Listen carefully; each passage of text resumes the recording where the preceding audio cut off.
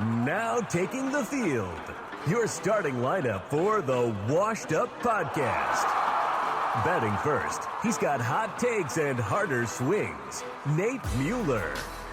In the 2 spot, breaking down plays and calling out the refs, Alex Schneider. And batting third, bringing the heat with no filter, Derek Dunn. This is the Washed Up Podcast. Baseball, football, and more, where the game never ends and the takes keep coming. Let's get into it. Welcome back to a special episode on the Washed Up Podcast. I'm your host, Nate, and I'm joined by my co-host, Schneids, and the birthday boy, Derek. Episode 7 will be a little different than what you're used to from us at the Washed Up Podcast. We're making some changes to our show to try and involve the listeners more moving forward. This week, we will have a few discussion topics, and we will also bring you our predictions for the 2025 NFL season. Thank you for supporting our show, and let us know what you think of the changes we are making. Join in on our discussions by leaving your questions, takes, or comments on Spotify or any of our socials. And remember, this isn't SportsCenter. This is the washed up version. All right, guys. First, some housekeeping stuff. Derek, happy birthday. Thank you. I hope the listeners will wish you a happy birthday as well. We are switching away from some of the stuff we have been doing. We kind of discussed and decided that a lot of the news stuff that we're bringing you is stuff you can just get on ESPN app and find, or you've already seen on Facebook. So we're going to kind of shift to more of a discussion type show and hopefully get a little more involvement from you guys, have a little more back and forth between us, and we'll see how it works out. Again, if you guys like or dislike or whatever, let us know what you think. First up on the docket, we want to discuss a little bit more of the MLB realignment. It's still kind of a hot topic right now. We're going to talk about some of the cities and maybe some team names. So I have a list here. Some of the cities that I thought were deserving, I guess, or that I would like to see is Nashville, Montreal, Salt Lake City, Portland. I have Charlotte, but I'm kind of, because of the name I picked, I'm going to just call it Carolina. And then Lincoln, Nebraska. Lincoln, Nebraska, Salt Lake City are two that are very interesting for me. I really think out of the, if they do 2 expansions, I think the MLB is doing a very big disservice if they don't put one in Montreal. I understand that it'd probably be like a nightmare with, schedule and flights and that kind of thing, but I don't know. I know the one I've heard a lot about, like Nashville. I think that is a good pick too. I don't know how I feel about your choices of like the Salt Lake City, and which, I mean, I guess it is a big city, I guess, kind of maybe deserves one. I don't like the Charlotte pick at all. I know that's not necessarily your pick. I'm a big fan of the Nashville, Montreal. That's like, I think those are the 2 most deserving cities. Did you see the thing where they said that like they're waiting on the Vegas stadium and the new Rays stadium to be built? Did you see that, like, for a timeline? Yeah, that's why when we talked about it last time, a lot of the stuff I'm seeing is like 5 years, because by then Vegas and Tampa Bay will already have their new stadiums. So I think that's probably when we're gonna get this, if it happens, which I feel like it's 99% gonna happen. And that's like the realistic ones for me are Nashville and Montreal. I hope there's not an issue with Montreal keeping the Expos name since they turned into the Nationals. I don't know how like the trademark and all that kind of stuff works. Salt Lake has actually been on some of the like potential cities for expansion. I don't necessarily like. It's like for me. But I threw in the Lincoln one because it's fun and I have a special name for Lincoln. As I know, you have one for Montana. Yeah, I mean, I think Montana would be awesome just because of the name that I have picked out. It's a team name that I've had for a really long time, and people don't seem to like it nearly as much as me. Do you want to get into the names? So here's my thing. I mean, I agree with just based off what I've talked about. Like, I'm not super deep into this discussion because obviously I'm not super familiar with baseball, but like based off what you guys have talked about, Montreal seems like it should be one for sure. I do like the Nashville pick just because I feel like it's a booming place. It's kind of weird that they don't have a team just because, you know, I feel like over the last couple of years, Nashville has just exploded with just popularity. The ones that I had, the other two like out there picks, which I want to kind of get your take on why you chose Lincoln. I actually had Omaha, Nebraska as a potential pick. And then I like the Salt Lake pick. I think the Mammoth, you know, going to Salt Lake is going to kind of test the waters, if you know, so to say, for if they are viable for other sports. I think that could be a really good pick for a place for a team like that to go to. I think, like I said, that's going to kind of be the trial and error to see how they perform. Now, obviously, hockey is probably the third biggest quote unquote market out of between baseball, hockey, and football. But I mean, I know that people in Salt Lake are pushing pretty hard to get a hockey team. So, you know, if that really takes off, I think that, you know, they could be getting either a baseball team or a football team or both within the next, hopefully sooner than what they have.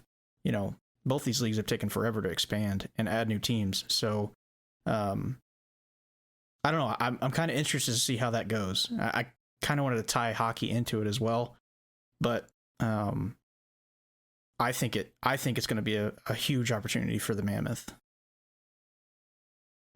So Salt Lake, they got to have a hockey team. There's a bunch of skaters out there, man. They're ice skaters out in Utah. Yeah, I know, but I mean, like,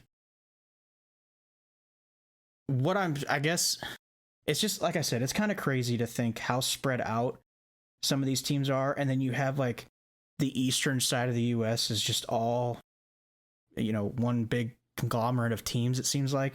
And I think the West needs more teams. The western side of the U.S., I understand it's underpopulated, and we've kind of talked about the population density is the problem. But expanding out to those areas, I mean, think about it. Like, it's creating more fans. You're creating a fan base that, you know, potentially had to go somewhere else to a different state or to a different area. Whereas, like, now you're going to have kids that grow up in these areas that will become, you know, you hope, longtime fans of these teams. And it kind of gives people in the area an identity, even though it might not be as, you know, densely populated. But teams are going to go in and know that those are smaller markets. But I don't think that's any less. I don't feel like they're any less deserving than some of these other markets that have, you know, like Florida has how many different teams in different sports. I understand it's Florida, but I would like them to be a little bit more spread out and represent a bigger area of the population, and even eventually other countries as well. All right, I got a couple things on this, and then I'm going to throw it back to Schneid's. So most of the ones that I've seen that people actually like go through and realign and everything, they almost all of them have Nashville and Portland. Okay. Now, I believe the ones they should do is Nashville and Montreal. But it would not surprise me if they leave Montreal out and go with Nashville and Portland. As far as what you're talking about, Derek, with the area of like the country that don't have teams, that's part of the reason too why they're going for Nashville, because it's long talked about that the area below Illinois all the way down to Alabama, all the way east to the Carolinas, which is also why Charlotte's on here, is basically that all that area follows the Braves, because Atlanta is the only team in that entire area. Now, granted, I said I did Lincoln for fun, and Salt Lake's kind of a fun one for me too. But I agree there should be more teams out there. I said Lincoln. I think the area around Nebraska is they're passionate sports fans. You can see that with their college football teams. But also the College World Series is held in Omaha. So to me, like Lincoln, like it just goes with the name I picked, but I don't think a team in Nebraska is necessarily a bad thing. No, I mean, that's the thing too, though, is like, you look at, I'm not trying to discredit some of the sports fans that live in these cities or anything, but like, it also depends on too, like, there's a part of it that depends on the sport as well. Like, I'm not saying people in Nebraska couldn't, turn into rooting for baseball, but I think that there's just a lot of them that are, the reason that fandom is so hard is because Nebraska and the Cornhuskers, like, that's their team, you know what I mean? So like, and people have been born, raised, bred to, like, that's what they got, so that's kind of the hard part too, is finding people that are open to even supporting a new team, and two, a completely different sport than what you have already. Usually in this day and age, it's very rare to find somebody that is very in tune into baseball and football. A lot of it is it's one or the other, and maybe they have like glimpses into the one. If I'm being honest with you, I'm a baseball fan, so this is going to be very biased, but I think every state should have a professional baseball team. I don't think that there's any better. Granted, it's been a really long time since I've gone to a football game, thanks to the Rams not being in St. Louis anymore. But to me, there's no better feeling sitting down, couple hours, watching America's pastime, and I say that in air quotes. So I think every team deserves one. So I'm not trying to say no to Nebraska, that they don't deserve one, but I think it's very tough to gauge the fandom that a baseball team would have there, given the fact that it's a new team and it's a totally different sport than like what they're cheering for now.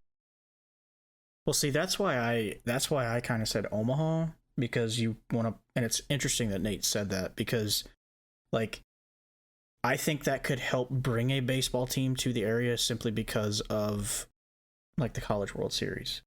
Like, I think that you could kind of play off that crowd. And again, like I said, I think that it's going to be a smaller market, and whatever team would potentially pop up in that area would have to know that it's going to be a little bit of a smaller market. But I think a lot of these teams, well, I shouldn't say that. Montreal and Nashville sound like they would be two, pretty big markets. Nashville especially because of just like we said.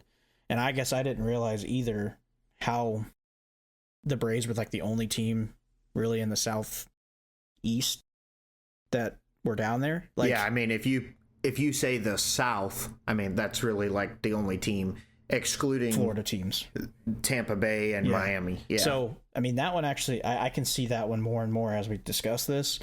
But, thinking of like the Omaha area, I think that, in my opinion, that would be better than Lincoln, just because of the College World Series being up there.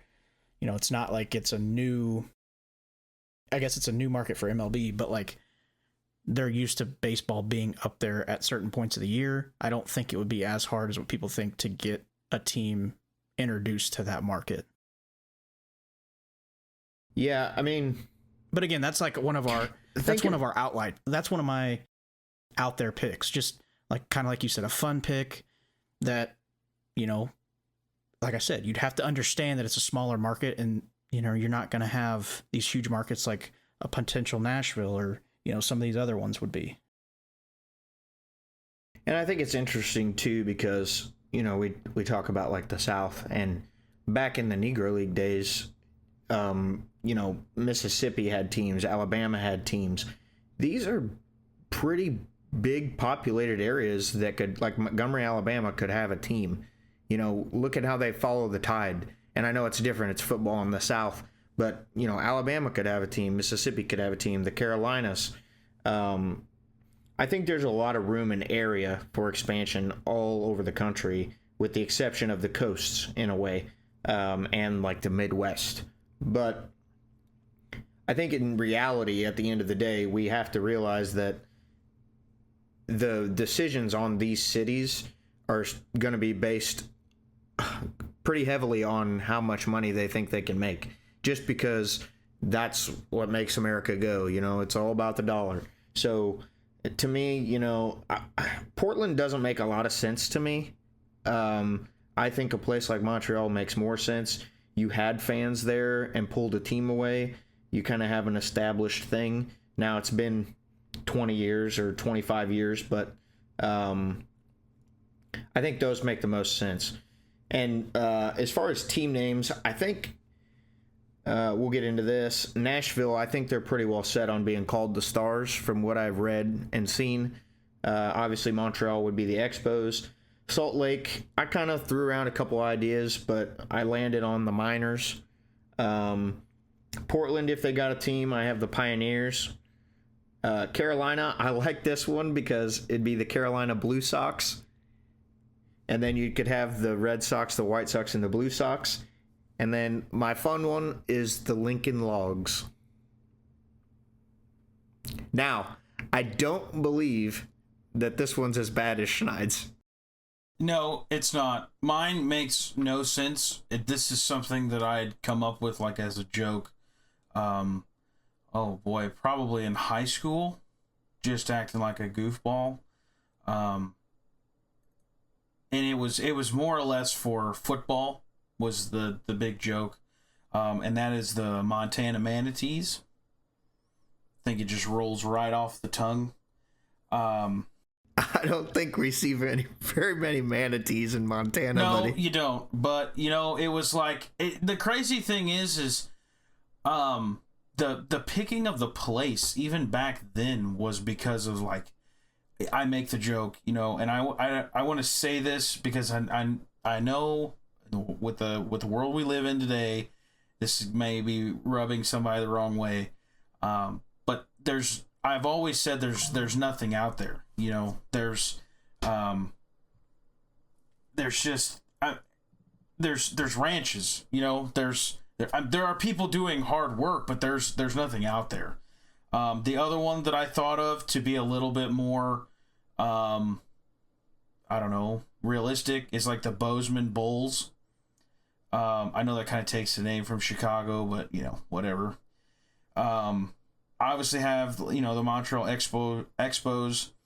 I had, instead of the Stars for Nashville, I had the Nashville Runners because of their background with making of like whiskey, bourbons, and moonshines. I thought that was, you know, I don't know, little clever there, trying to tie in some of the heritage. And one that a city that I have in mind because I think just the things that I've heard about this place, I really want to go really bad, is New Orleans. I think that there are those people there aren't just passionate about sports, but like they're just passionate about where they live. You know, it's kind of like when we talk about St. Louis, with the NFL. You know, the quote was like, "Oh, St. Louis isn't a football town," but yet, you know, we're opening the top deck for Battlehawks games. You know, I think New Orleans could be a really cool one. And I think they could do some really cool things with just the stadium in general. If you've ever gone to a baseball game, you know they do like theme nights and giveaways. I think it'd be really cool. I can't come up with a great name for one that I've fallen in love with, but those are my picks, I guess you'd say. Yeah, I mean, New Orleans has some culture. I think that's a great choice, actually. That never crossed my mind, but I think that's really good, actually, Schneids. Okay, I want to say this too. The thought behind the Nashville Runners, I love that. Like, I think that is so creative and one that I would have never thought of. But like, I love that name. I think that's so much more like unique than the Stars. Like, I just that was a good one. I think that makes up for the manatees. I think it's just so man, like you think of some of these teams. I'm sorry, Derek. I'm not trying to cut you off. Just to kind of go a little further.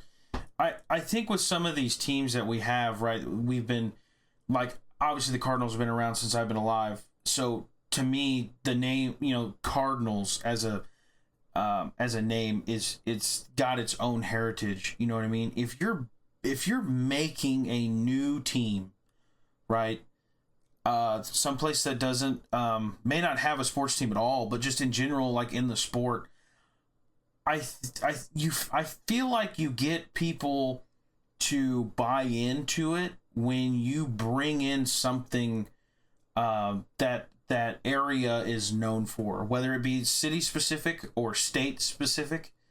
I just people then, like, people are born, kids are born and they're like, Dad or Mom, why are we called the Runners? And now we're explaining that heritage that's come before, and they're getting a little like history lesson, but it runs deep in people where you're from. Like, I truly believe that, like, the three of us, we are, I don't passionate can get a little much, I think, but like, I don't shy away from where I'm from.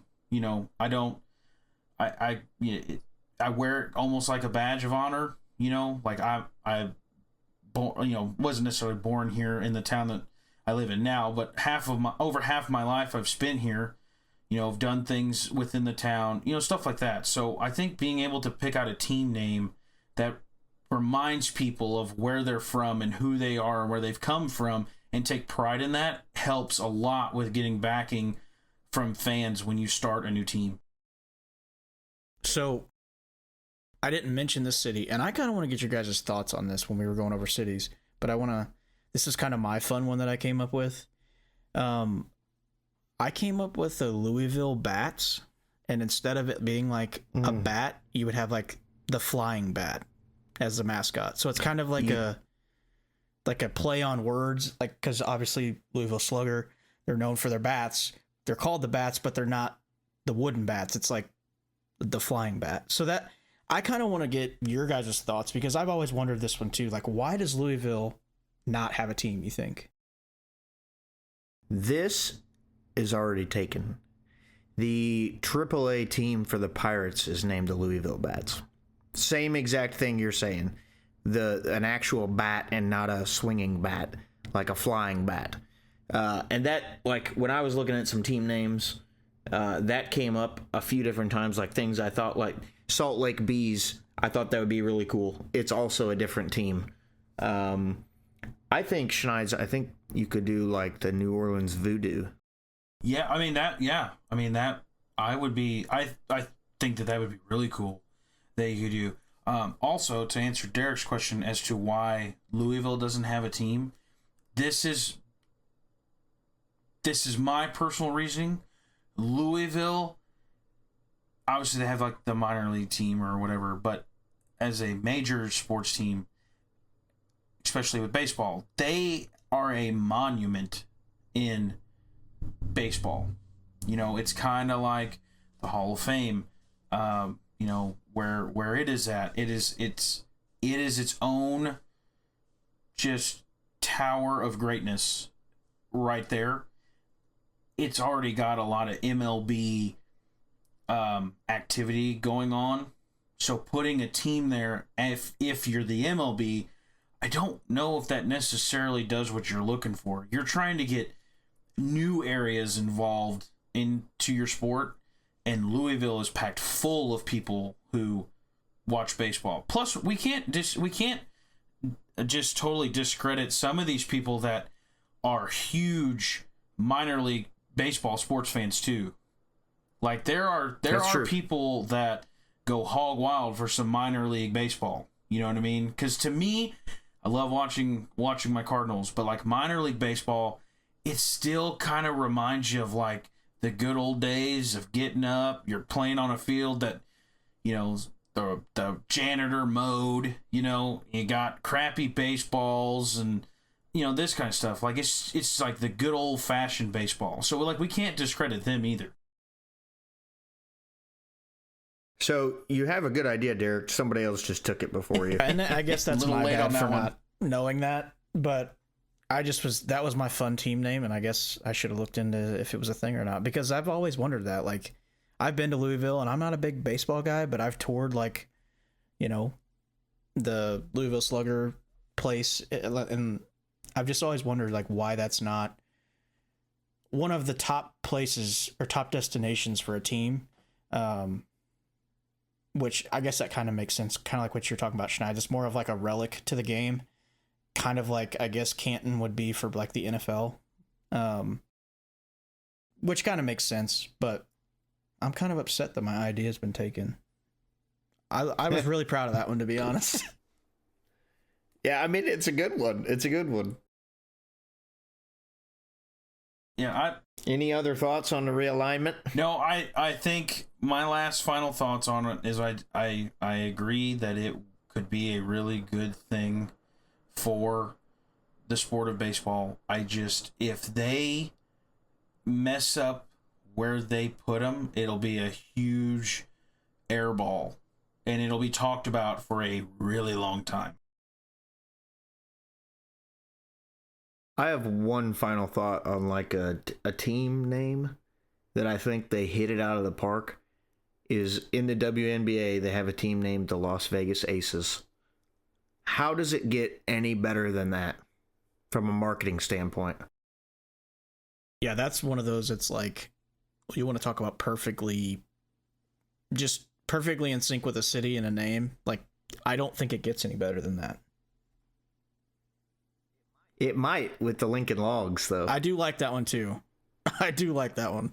It'll never happen. No, but still, it is a fun one. Okay, we have the NFL discussion. Derek, do you want to kick it off? Pause for 1 second. Derek, real quick. Mm-hmm. How do you feel about the Vikings move today on your birthday? Oh my gosh. I was going to bring it up, but man, what a great day to be a Vikings fan. I'm sure the entire state of Minnesota is just like over the moon happy, and it couldn't have happened to a better guy. I don't know if you guys saw the clip, but Adam Thielen got traded back to the Vikings today. And there was a clip going around TikTok of him and his daughter and jumping up and down saying, we're going home, and they're so excited. Just a real quick backstory on Adam Thielen if you don't know him. Minnesota guy, and he actually went to a D2 college in Minnesota. Went and tried out for the Vikings. Obviously didn't get drafted or anything like that, but ended up making the team, started in special teams, worked his way up, and now, as bad as it is to say this because I forgot about him, one of probably the best receivers that's ever played for that organization. And he never really wanted to leave, but it just didn't work out to keep him there. So he is headed back to Minnesota. I'm excited. I love it just for him as a person. But I think that he could be a good wide receiver 3 on that team. I sure hope he doesn't see the TikTok of you failing to guess his name in trivia. Yeah, I don't really think we have to worry about that, thankfully. But yeah, not one of my best moments. But now I can't forget him because, he's on the team again. So the discussion that we want to talk about with the NFL, something that we've kind of talked about, really every week, and some, substance, is the players signing early, like before the last year of their contract, or, holding out and waiting until they're in their last year of their contract, and how that affects teams. I think I've made my stance pretty clear on this. which the guys that have signed recently have kind of, I guess, put a hole in my argument, because Trey Hendrickson signed a $14 million basically salary, quote unquote, bonus. So he's making $14 million on top of what he was before to come out to be $30 million this year. But then he's a free agent after this year. And then Terry McLaurin held out, and they got him for 3 years, $96 million. So, you figure adding that up, that's about a $32 million a year average, which is not top tier money. And then, so I think those two kind of put like a hole in my argument on paying guys early and you're not going to overpay. But I think the vast majority of the time that it's going to be the case that if you let guys get to the last year of their contract, you're going to end up paying more for them. Before we get too deep into this, Derek, I want you to explain for our listeners, because you're going to be the most well-versed on it. Explain the difference between holding in and holding out as best you can and as most detail as you can. So holding out, we'll start with that one. Obviously, it is kind of what it sounds like. Players are not reporting to camp. They're basically detached from the organization. Players used to be. I don't know how familiar you guys and even the listeners are with Le'Veon Bell, but he was kind of the guy he's the one that had the NFL come down on the quote unquote holdouts, because he sat out, I want to say, almost a whole season. Yeah, I think that's right. And like the next year or 2 years after that, they made it to where you get fined, like I think it's $50,000 a day that you hold out, to try to stop guys from not reporting to camp during contract disputes. Well, as people typically do, they find loopholes in the system, and one of them is a quote-unquote hold-in. So they report to camp, they get an injury designation, they don't dress, they don't practice. So they're there, but they're not practicing, so they're not really there. So instead of being a holdout where they're completely absent from the team, they're still showing up to camp, but they're just not participating. So that would be like, in my easiest explanation of what the difference would be. Okay, so like you said, we've talked about all different kinds of guys this year, holding out, holding in, waiting on contracts. Some of these guys are getting paid. There's still some that aren't, but I feel like as of today, the majority of them are. Do you think? I guess, what do you think, and Schneid's, your opinion as well, like what do you think is leading to what it seems like is increased numbers of these holding out and holding in players? I mean, not to be oversimplified, but everybody's trying to beat the market. Everybody's trying to be the person that resets the market. Everybody's trying to be the next highest paid guy. And you do have some players that are they come to the realization hey, I'm not the top guy at my position, I can't really demand top money. But you get guys and he didn't hold out or in, but TJ Watt, that guy's gonna get top of the line money. He's gonna reset the market because he's a good player. But I also think the Steelers did him right by paying him. Myles Garrett kind of forced his hand, and he reset the market whenever he got his extension. I just think that I wonder when we're going to get to the point where you're going to have 2 or 3 guys that are taking up a majority of your salary cap. Are we going to get to a point where we almost have to step back and look at this okay, when is the market eventually stop going up for players? Does it ever? I don't know if it does. But are we really going to be in 2 years, we're going to be paying quarterbacks $60-65 million a year, whether they're worth it or not? Just as long as the league keeps making money. I mean, Okay, so this is my thing, and this is very easy for me to say because I'm not one of the players that's getting a contract. Okay, I also don't want to be that guy. I've said it before on this show. You know, these guys are people. They have families. They have lives. So getting an income, obviously, because just like most adults do, you got to have an income. But at the same time, this is my issue that I have with this. Okay, you signed a contract, right? Let's say, you know, for however long and for however amount of money. Okay, you willingly signed the contract. To me, after the contract has been signed and it is done in ink, you have an obligation to fulfill the end of that contract.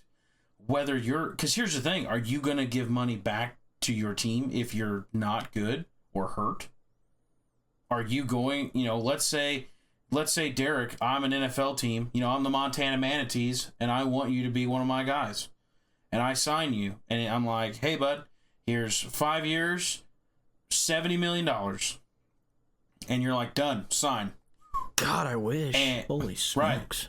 You know, and you get one of the years, let's say you blow your ACL, you're out for the year. Are you going to give me back your money? So I mean, that's a very valid argument. No. Like I think that's a good way to look at it that way. And not to cut you off, but how do you feel about rookies then outperforming their contract? That, you know, because a lot of the times the rookie length and dollar amounts are set by the league. So how do you feel about that then? So even in baseball, right? They have, what is it? They got to have, is it like 7 years of MLB service before you hit free agency, or 5? I think it's 6. 6 years, and a couple of those years you do arbitration. I think that is really long. I don't know what it is for NFL. I'm assuming, don't they just sign like a regular? They don't have like a. Do they have a? What's the word I'm looking for? Aren't they all 4 years, Derek? I was just like looking. I think for the most part, like the first, they're 4 years, and you get a 5th-year option, I believe. So like obviously the first round are for sure 4 years, and then like you said, you get a 5th-year option. But the salary that they earn is dictated by their position that they're drafted. Yeah. So here's what I think you should do. Right. I think this is the change that needs to happen, and I think this needs to. And I don't know what it is for basketball or hockey. I don't want to necessarily get into that at the moment, but for football and baseball, because I feel the same way about this, right? Baseball might be a little different because the ability to go up and down in the between the majors and minor leagues. I would, like NFL, I would give a rookie, you get 2 years. Here's a 2-year contract, and you pay him based off of what the position is, and I'm fine with that. It now gives guys a little bit longer time of their career to play around in free agency, to go get their money, right? And you're not necessarily hurting the young player, because, like you said, like there are guys that outperform their contracts, you know, and if they do a really good job, the team will sign them to a bigger contract, and they'll get, you know, the signing bonus and whatnot. But my thing is on it, like if I sign somebody, if I sign you, Derek, to a 5-year deal, and you get hurt, you're not giving me money back, and that's money that I'm spending to have you there. But the same thing goes in return, though. Just because you outperform the number that was signed, that's not a me problem as the owner or the GM. That is. You know, I guess you made it a you problem, because we agreed to terms of a deal. We talked, me, you, your agent, whoever needs to be there. We all talked. We all had an agreement. This is what we wanted. This is how much I'm paying you, right? Now, if something happens where the team's like, oh, you know, this person's playing, you know, has done really well for us, I want to give them, I don't know, a signing, however, you know, they do it and whatnot, and get the numbers fudged to give guys more money. But I think, to me, I think it's ridiculous that a guy can play the majority of his contract and be like, oh, well, I don't have an extension. I'm sitting out. Well, technically, you're still under contract. Like, I agree, Micah Parsons needs a new deal. I think he deserves more money. But I don't think that means that he should be able to sit out this whole year because he wants it now. Like, you have to fulfill your part of the deal that we made or the contract that was signed or whatever, and then let's talk contract extension for as long as we want. It doesn't matter. But fulfill your end of the bargain of the contract. But the problem with that is you lose me on Micah because he's on a rookie deal that he had no ability to negotiate, and his earnings were strictly determined by where he was drafted, not like his ability. Now, obviously, I guess his ability what league he was going into. But you can't hold him to the same, like, I don't want to say hostage, but you can't hold him to that same ability as a veteran player who signed a contract like you were talking about. It's not fair to hold him because he deliberately decided to play NFL football. It is not my fault. It is not anybody else's fault that they picked him where they picked him. He agreed to go and didn't know about the rookie contract. That's not my fault. It's not a knowing thing, though. What do you mean? You're telling me that when they're like, hey, we want to draft you to the Dallas Cowboys, here's your deal, sign it, that the money wasn't there, that his agent didn't have a generalized idea of how much money he was going to make? What I'm not saying that. I'm saying you made it seem like he didn't know that was the case. I'm not saying that he didn't know that it was the case. Players literally don't have the ability to negotiate earnings whatsoever when they come out of college. Right. So I'm in agreement with the fact if you draft a guy, okay, perfect example, Brock Purdy.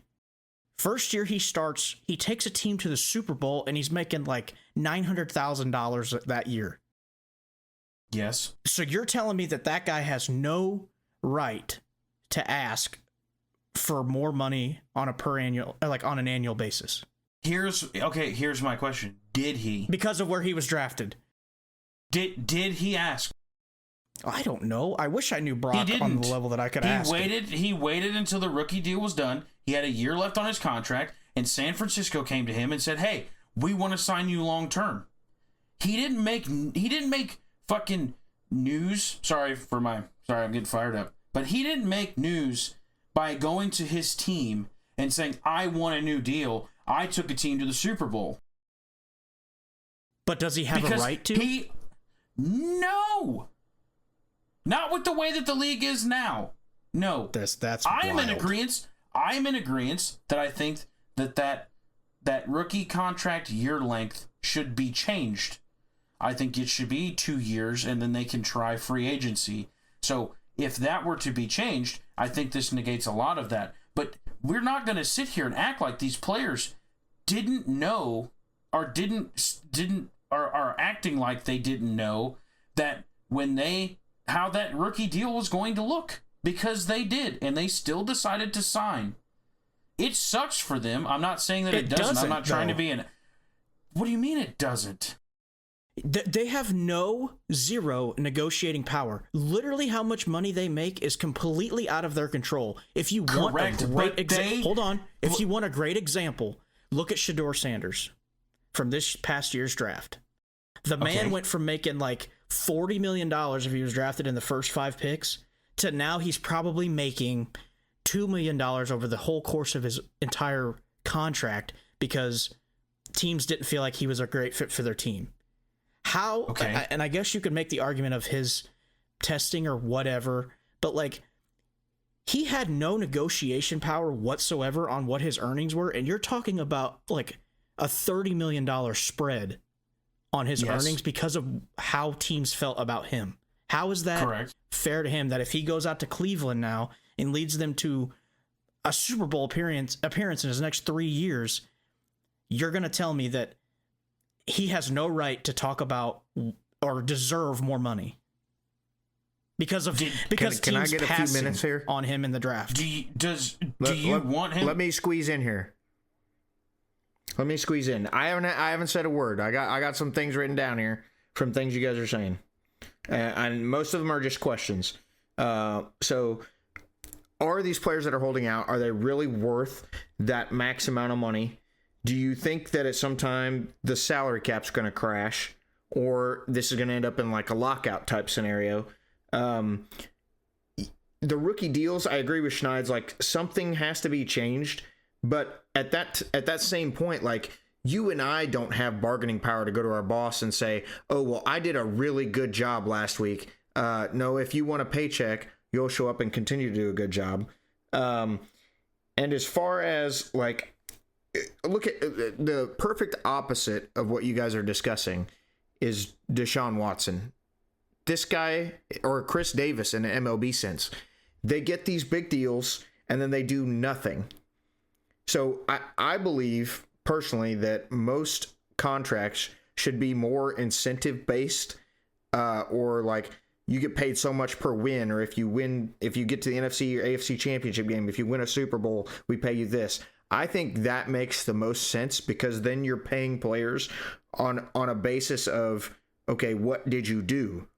Not where you got drafted, not what you did 2 years ago, but what did you do, like right now, what are you doing? All right, that's all I got. Go ahead, Schneids, finish what you were talking about. I just think that completely understand that a player cannot negotiate their rookie deal. Here's the question. Do you want to play football in the NFL? Yes, you do. Sign the contract. If you don't sign it. Well, okay, that is a very interesting point, because with the NIL now, that's kind of a slippery slope, in my opinion.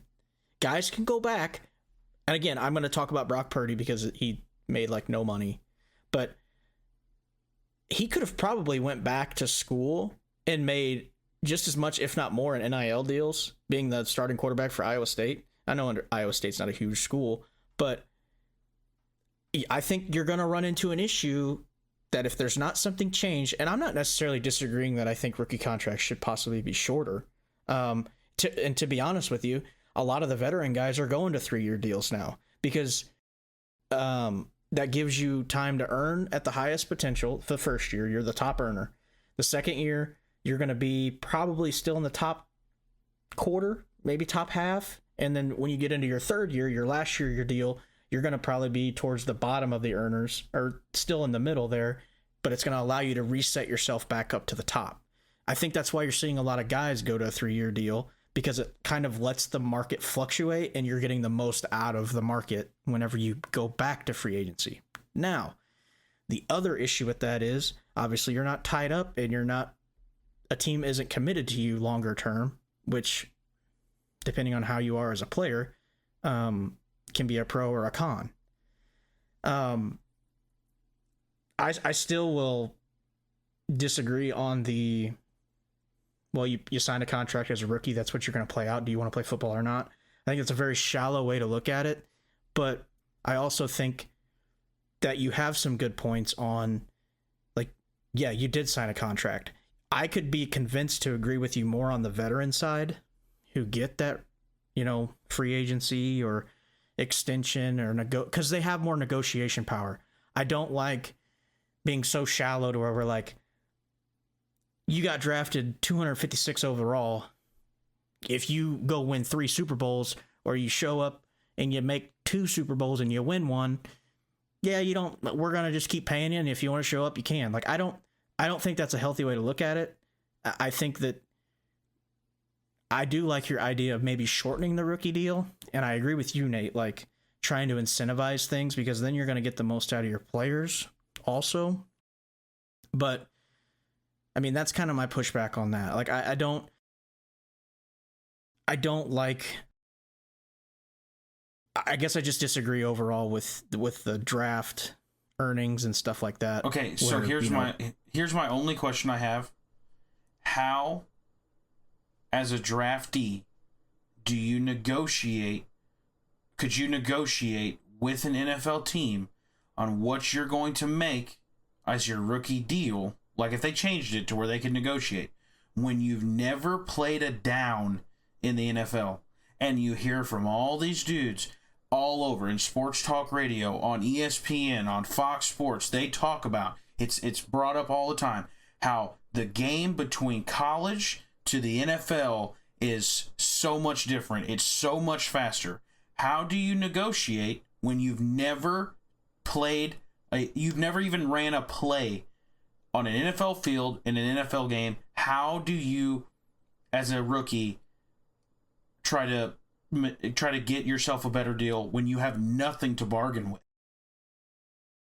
Okay. Well, on the flip side, like if you look at it on the flip side, how are you as an organization or a league going to tell me what I'm worth when I've never played a down just based on where the team decides to draft me? Because the easiest way is to do it based off of where they draft you. I don't think that that's fair to the players at all. How else are you supposed to do it then? I like the incentivized idea. I think it takes away the stress of trying to hit every pick perfectly. It still has like the ability to win on rookie deals. Like, I don't know. I guess I'm on the minority in this discussion, but I don't like that. I don't think that's right. I don't think if we're going to sit here and bash players who want to do holdouts because they're worth more money, but then not bash the league for setting markets for players who haven't even played a down in the league, I think that's kind of contradictory in my opinion. There's a couple things here that I think you can't make it an open negotiation for drafted players, I don't think, because you're going to have teams lose their draft picks. I mean, we almost seen something similar with Cincinnati and Shamar Stewart this year. There has to be some kind of level, and I know MLB, like, it's a different beast because of the minor leagues and such, but they have slot values. So if you get picked at a certain area, like you're expected to make this amount, you can sign for more if you want that. You can go back to school, what have you. The other thing that I think MLB does well when it comes to this situation is the arbitration. When there's a rookie player who's playing well, they have you locked up for whatever your rookie deal is for 3 years. Then you go to arbitration. Well, you sit in front of it's basically team versus player and an arbitrator, and then they say, okay, well, this dude won 15 games and he had a 1.2 ERA. Like, he's obviously worth more. And then they settle it in arbitration. So that player might make $5 million next year as opposed to his $600,000 that he might have originally signed for. Yeah, I mean, I don't know. But here's the thing. So, like, let's say we change it to an incentivized thing, even for rookies, right? What's a legitimate contract look like for incentives? Is it, you're saying it's not fair for, the league to say, oh, you were drafted in this spot, so you make this money? Is it fair for the league to be like, oh, if you make it to a Super Bowl, you get this amount of money as a rookie player? I think that's what makes it fair? I think that's way more fair than me being, say teams have needs, right? So say I'm a wide receiver, and wide receivers are normally deep in every draft. Well, most drafts, I should say. So if I fall from the third round, but I'm outperforming every single wide receiver before me, like, I don't have a case to demand more money? No, that's fair for the league to dictate. Because you weren't valued by 32 teams higher than that. Well, not necessarily. If the team has a different need at a different position, they're going to draft that position first because they have more of a need. So whether I'm a good player or not, I have to wait around until a team thinks that I'm worth it. And then that is dictated by the league. My earnings potential is dictated by the league based on the team's needs. Yeah. Now go out there and play. And when your deal is done, you require more money. I think it makes more sense for the league to say, okay, for this position, if you catch a touchdown, whatever the case is, whatever stat line it is, or however far you get in the playoffs for what different positions, you can make this amount of bonus. Or maybe it's a thing where the teams set that in the rookie contracts. I just, even in baseball, like, I think that's something that makes a lot of sense. The owners probably don't think so, because that's how you win games. You have a bunch of guys making less than $1 million a year on their rookie deals or whatever. But I think it makes a lot of sense as far as, like Derek said earlier, getting the most out of your players, and also not having players be stars and not make their due money. I'm not necessarily disagreeing that there needs to be a change, because I 1,000% agree with that.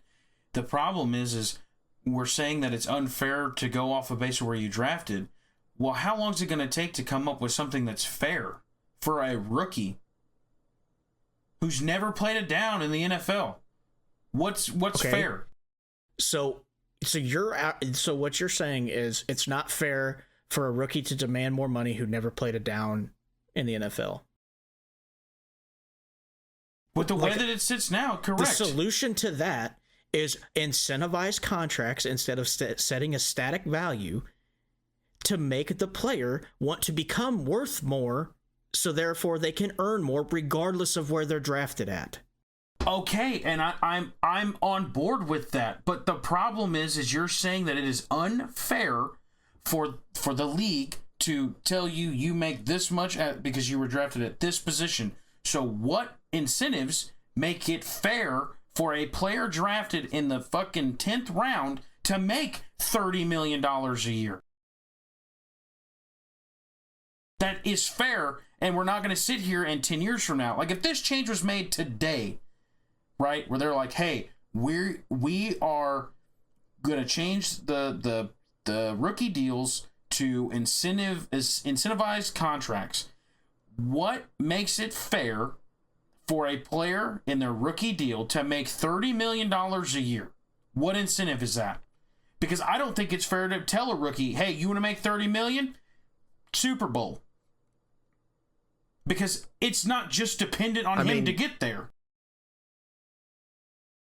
That's fair, but like Jaden Daniels last year, I don't know, he was a high pick. He probably made a decent amount of money, but like he, was very good at his position. That's a tough position in the NFL. I think maybe it's a thing where you still keep a smaller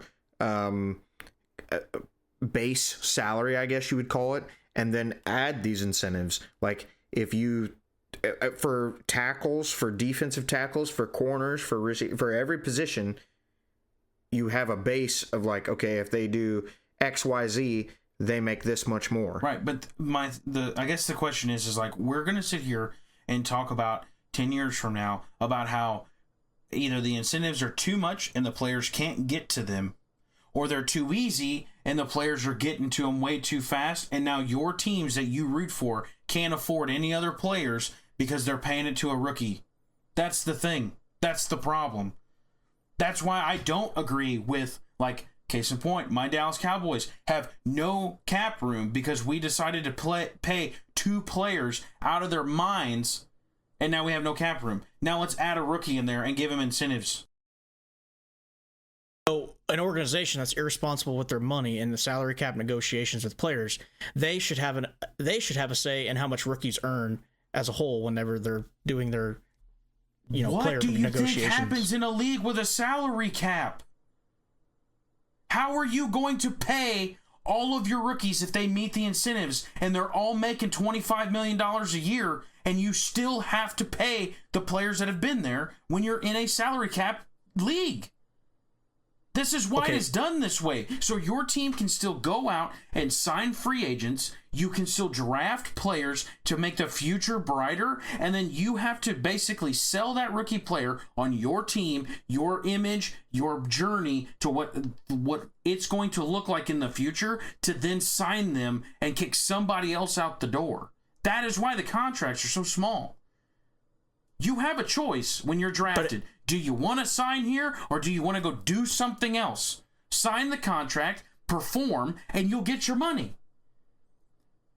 Micah Parsons right now, if it's me, and we've talked about it, like I'm on board with Micah Parsons. I think he deserves more money. But this kind of crap that he's doing right now is something that happens in free agency, not the year of your contract being done. You signed it, play it. And when you're done, if the Cowboys give you a contract that's a joke, then go sign somewhere else.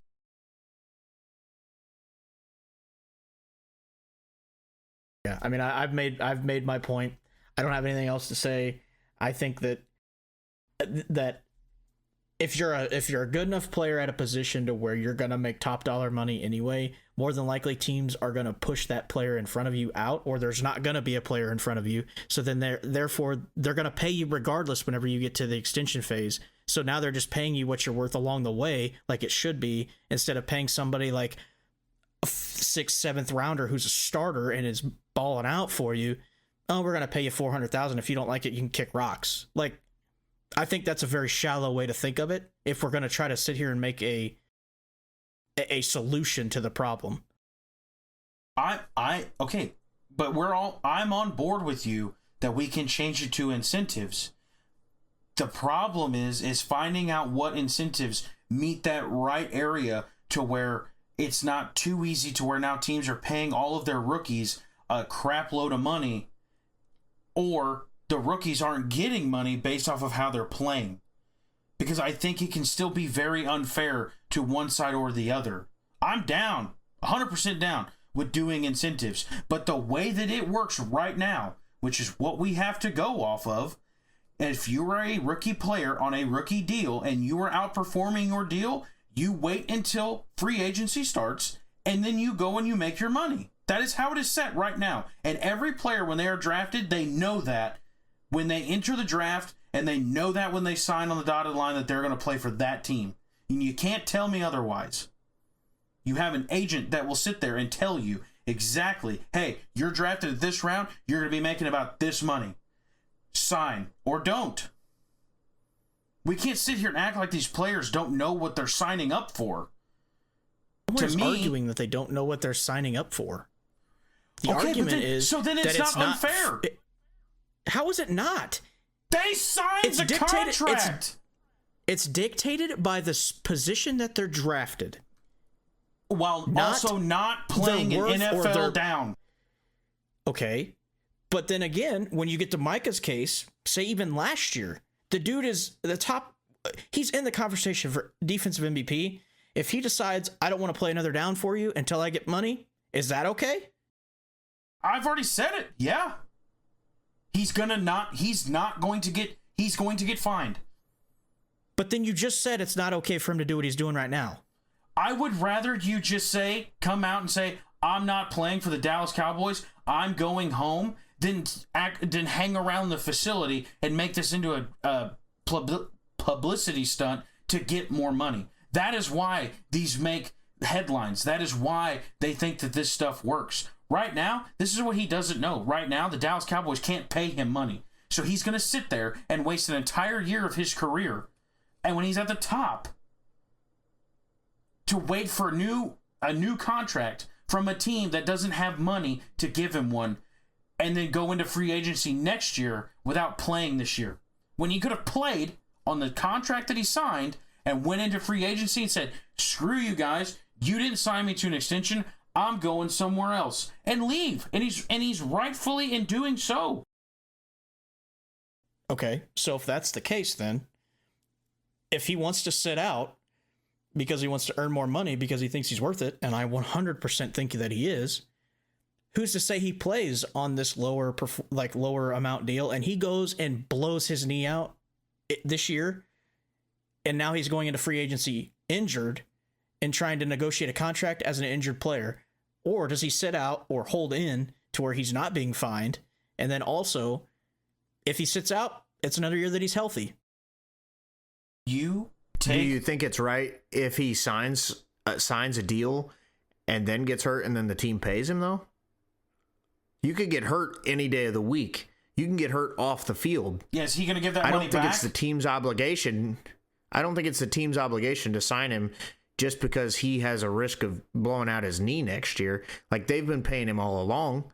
He's made good money. He's making $20 million. He's not the same. He's not the same as a Brock Purdy, and I understand that. But I mean, at the same rate, they don't owe him anything more than what they've paid him. I understand what Schneids is saying. Like, you don't owe him an extension at this point. Does he deserve a big contract in the NFL? Yes. But Dallas they don't have to sign him to it. He doesn't deserve it strictly from Dallas.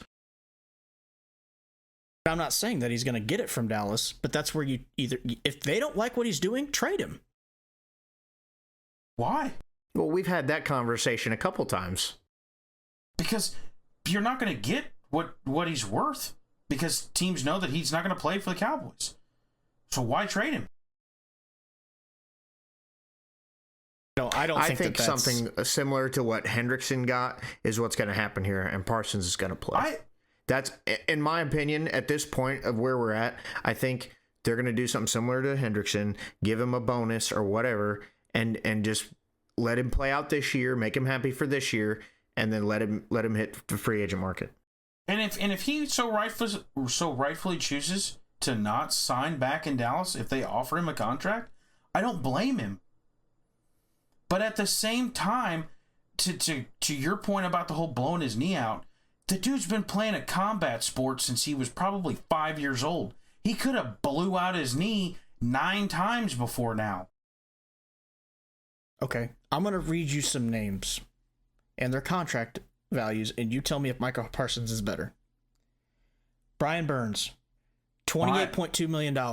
Just is Micah Parsons better than Brian Burns at $28.2 million? I don't know who that is, but this doesn't make any sense for your argument. It does. Yes, no, it does. doesn't. Give me a second. Okay. He is on a deal. He signed the contract. Play through the contract, and then either get the extension if the team offers it to you before free agency, or hit free agency. That is how that works. We're sitting here acting like old boy's making like chump change. He's making $20 million. Can I finish my thought now? Sure. I don't know any of the players you're going to tell me, but sure. Okay, well then, Nate, is Micah Parsons better than Brian Burns? Edge rusher for the New York Giants at $28.2 million. Yeah, he's better. He's better. Okay. Josh Hines Allen, or formerly Josh Allen's linebacker for the Jacksonville Jaguars at $28.25 million. Is he better than him? He is at this moment, okay. Yes. Derek Stingley Jr., $30 million, defensive back for Houston Texans. Is he better than him? Okay, that's a tough one because it's a different position. Yeah. But we could put him in the same quote-unquote worth to his organization as what Stingley is, right? Nobody would argue that if you... I don't even think Schneids would argue that if it was a free agent right now and it was Parsons against those two guys, you would obviously... Parsons would get more money. It's a matter of the fact that he's still under this contract. And I don't know, did Burns come out in the same draft? Did Hines Allen come out in the same draft? I don't think so because they're older players. But what I'm trying to prove a point is... So they've had the chance to... What I'm trying to prove a point is... I get what you're saying. You're talking... Danielle Hunter. Is he better than Danielle Hunter? At 30... Yes. Danielle Hunter is earning... Hold on. Is earning $35.6 million for the Houston Texans. So, if you want to talk about how... Oh, well, he just needs to play out the contract. If he gets hurt, the team's not going to give him money back. From his perspective, just in those examples that I had mentioned, he's missing out on $15.6 million potentially, that if he gets hurt or he has outperformed his contract by $15.6 million just if he hit free agency today. That's where I'm coming from. I understand that, Derek, but what I'm telling you is that those players played out their rookie deals or got an extension. So it's not apples to apples. Now, if you're going to compare, somebody that came out in the same draft as Parsons, and we can argue whether or not Jerry should have already extended Parsons, which we've done ad nauseum, but that's more comparable. Like, these players you're naming have played out their rookie deals and got to free agency, or they sign an extension. So it's not the same. It also matters, let's say, I'm sure the draft slot values have went up. So if a player got drafted 6 years ago and a player got drafted 1 year ago, the slot for that same spot might be higher from last year than it was 6 years ago. That doesn't necessarily mean anything. Like, it makes it more difficult to compare these things. I think if you're just Micah's worth at a surface level argument like what is happening right now, then yeah, you can say, okay, well, he signed a contract, he played out, I don't feel bad for you. But from the player's point of view, whether you're in my whole thing is the player should be paid what they're worth. If a player wants to sit out to earn potentially, because we all agree that he's going to demand and he's worth TJ Watt, Myles Garrett money, which is $41 to $40 million a year. Yes. He's missing out on being a top earner. He's missing out on $20 million a year because he was drafted at a position that was dictated by a team and a salary that was set by the league. And now he's become one of the top players in the league. But because he signed a rookie deal that was determined before he even played a down, he's missing out he's missed out on $35 million between this year and last year. You don't know that he's going to be this player in the draft. I have a question for you, though, Derek. Did Myles Garrett play out his rookie deal? Yes. Did TJ Watt play out his rookie deal? Yes. Both of those players were better than what they were getting paid in their rookie deals, correct? Yes. So do we just say, well, if you play better than what the league says your rookie deal is going to be, then we just void your contract and have to sign you to a new one? And then when we sign you to a new one for $40 million a year and you blow your knee, then I get to void your contract because you're not on the field helping me win football games. What I'm saying is there needs to be a way that players can dictate their worth more than where they're drafted at. If you put something like we talked about with incentives or however that is, there's a chance that Micah Parsons, he might not hit $41 million, he might not hit $40 million, but he has incentives that he could get to the $30 to $35 million range. That's fair, but I don't, even though if incentives were to be added, I don't think it puts an end to this. Because while Parsons might be one of the best defensive ends and edges in the NFL, maybe he doesn't, they don't win playoff games. They don't win a Super Bowl. He gets beat out for Defensive Player of the Year, and he's missing out on these incentives. Maybe the team as a whole only wins 9 games. Those are incentives. Maybe one year he only gets 10 sacks and, 50 tackles, whatever it is. Okay, so does that mean then that year he gets paid less? Is he going to be cool with that, or is he going to hold out then? I think you make it more of a player performance, not a team performance. There can be team incentives, but for rookies, I think it needs to be more of a player incentive over a team incentive. Player performance, I should say. And that's fair, but that goes back to the point of when, like in the MLB scenario, Chris Davis signs this giant deal, right? And he's trash afterwards. Do you think he would be cool with giving that money back? Because if you say it's incentivized, that's fine. But then when he plays like trash, is that going to be okay, or is he going to hold out? Is he going to be a man enough to say, oh, I really sucked, or I got hurt, and I'm not going to be able to hit all these incentives, so I'm not making that much money? Is the player going to be cool with that at that point? Or is he going to be like, okay, yeah, you're right. I wasn't on the field, or when I wasn't good, whatever the case might be. So, and then we're still having a conversation. Was that a free agent contract? No, whether it be rookie or a free agent. But if it's a free agent contract, it goes back to your negotiation claim on, well, if he performs this way, he was a free agent, so he was able to negotiate that into his contract. If he was a free agent at that time, he could have negotiated, or the team could have negotiated, depending on. That's what it goes back to. Can we also talk about the fact, just for 1 second, Micah Parsons is only 26 years old, and the person that we keep referring to him, like kind of putting in this argument, is 30. So has had, roughly 4 years of being able to be free agent and do the deal. Is the ability to be healthy also not part of a contract negotiation at the same time, though? Right. But the problem is you're saying a negotiation. That typically doesn't happen until you get to be a free agent. Rookies can't negotiate a health status or an organization, or however you want to look at it. Okay, so even then, even if we put in incentives for rookie drafts, doesn't sound like there's going to be negotiating on what those terms are. Okay. The team's going to come up to you and be like, the team's going to come up and be like, okay, you're a quarterback. You need to throw 35 touchdowns, have less than 12 interceptions, and I want you to throw for 4,500 yards. Is that doable Is that legitimate for a rookie quarterback? Do you have to change the incentives based off of where they're drafted? Do we have to, like Shadur Sanders, like, are we going to give him just a few things? Like, oh, you have to have, I don't know, you have to play a total of 4 games this year and you get an incentive. There's not going to be a negotiation. I'm down with making it incentives. I'm down with making the rookie deal shorter. But what I'm also not okay with is you signed a deal when you were drafted or just whenever. Finish out the contract and then go into your negotiations. You just said earlier you don't like that Micah is sitting out. But then you also said that he has every right to sit out. No, this is what I think. This is what I said. I don't think that he should be able to hold in and get paid and not get fined. You signed a contract.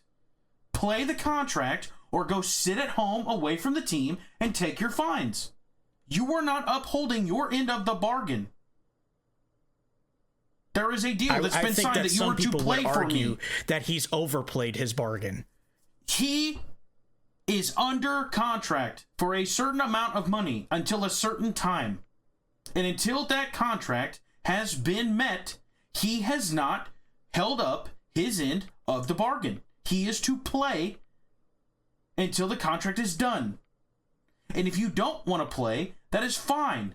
Go sit at home, we'll fine you, sit out the whole year, and move on.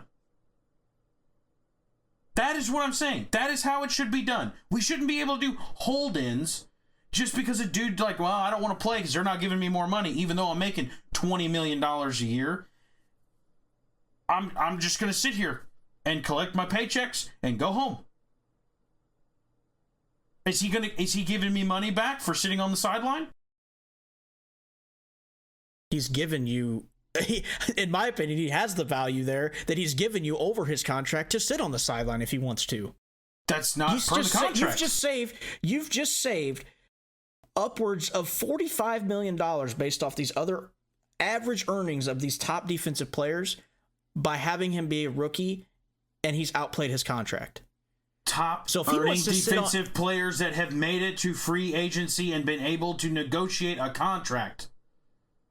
Okay, well, if that's what we're looking at as far as like, oh, well, he had the ability to negotiate, it doesn't matter if Micah's played better than these guys. It doesn't matter because He's not a free agent.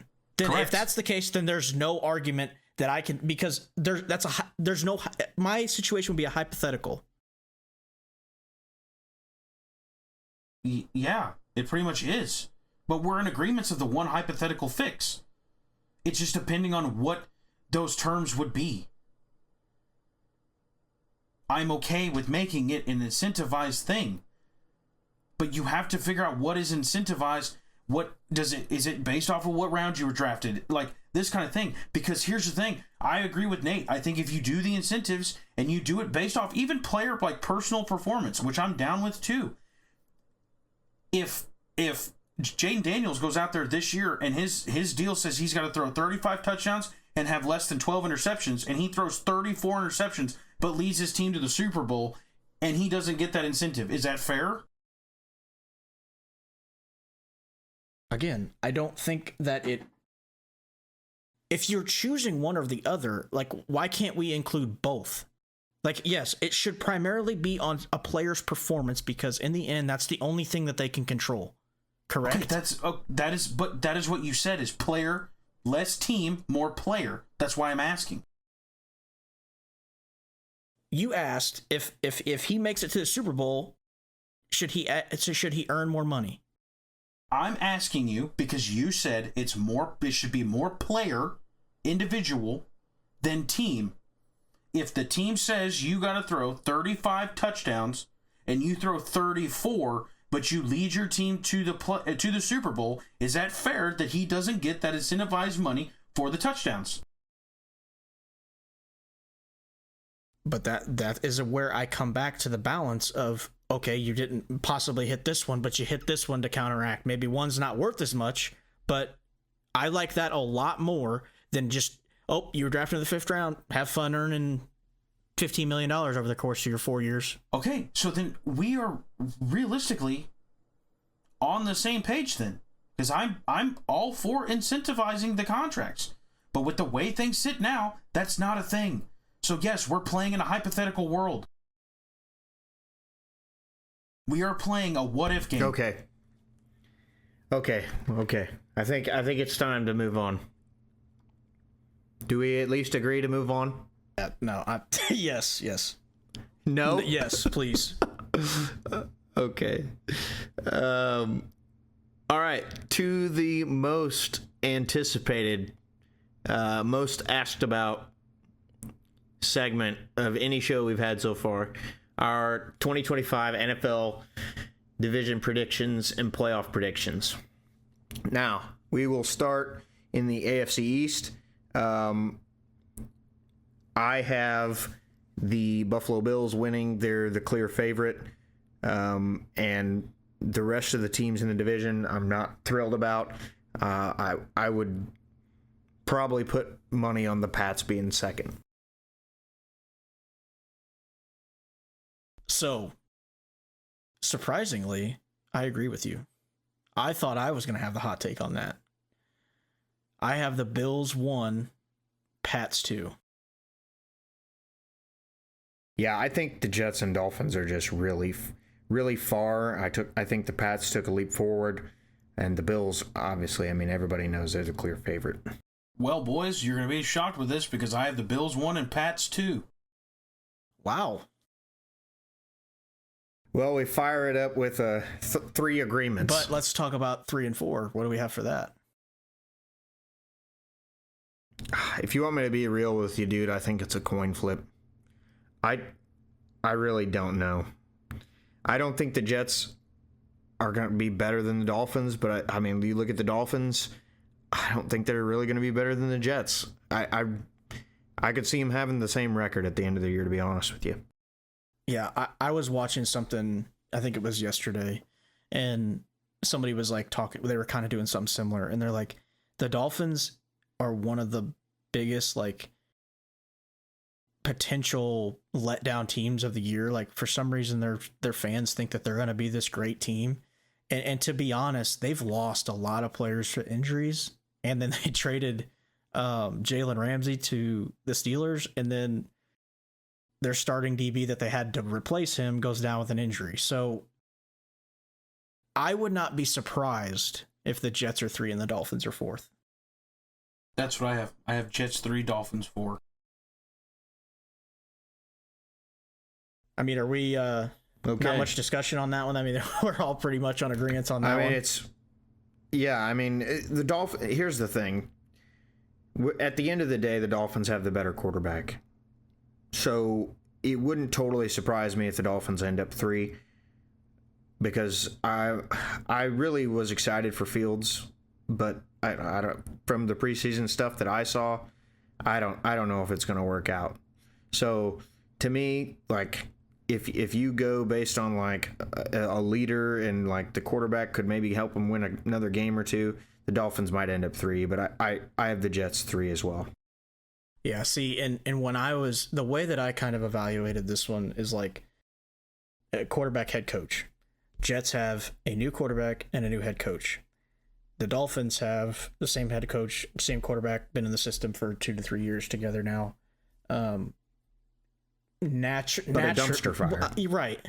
But naturally, I'm going to give the edge to the team that has the chemistry already built over the team that is bringing in a bunch of new pieces and we don't really know how they're going to play together. Now, it could work the opposite way. New head coach could fire up that team and that could do the very opposite. They could have a heck of a year their first year and then kind of, trail off in the years to come. But naturally, I'm going to give the nod to the more solidified organization over the one that has all the new pieces. So that's kind of why I came up with 3, Dolphins 3, Jets 4.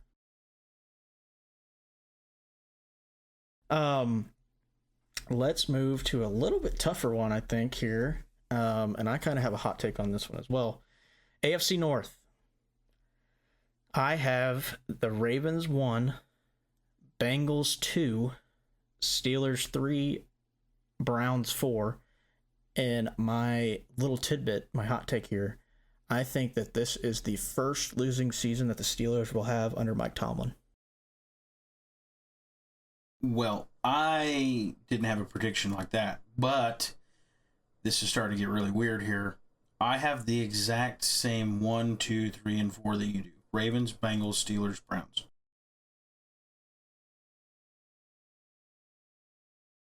Lord have mercy. I have the same 4. The Browns, here's the thing about the Browns, and they could potentially end up being third in this division. It really depends on how Rodgers is in Pittsburgh. Pittsburgh's defense is good enough to win them some games outright. I believe if you look at their strength of schedule, it's not a very strong schedule. So I don't know if I necessarily agree with Derek, but we've seen some Flacco magic in Cleveland before. If he ends up, or, who knows, maybe we see Sanders at some point and he gives them a spark. But I also have Ravens, Bengals, Steelers, and then the Browns. So here's where I'm coming from as far as my bold take. Week 1, Steelers got the Jets. I'm counting that as a win, so that puts them at 1-0. Week 2, Seattle. I think Seattle beats them, so you're sitting 1-1. New England. Are they in Seattle? No, they're at home. Ooh. I still think Seattle's a better team, so I'm going to give them the nod there. At New England, upset game. I'm going to say New England beats them. See, to me though, I don't feel like that's an upset. Like you saying that they're not going to have a winning season, I really don't think that's that hot of a take. Really? Okay, well, that was my thing. It's been going on the whole time Tomlin was there, but I really don't think they're that good. Yeah, I think the hot take is just losing season and Tomlin's out the door at the end of the That would be kind of a hot take, yeah.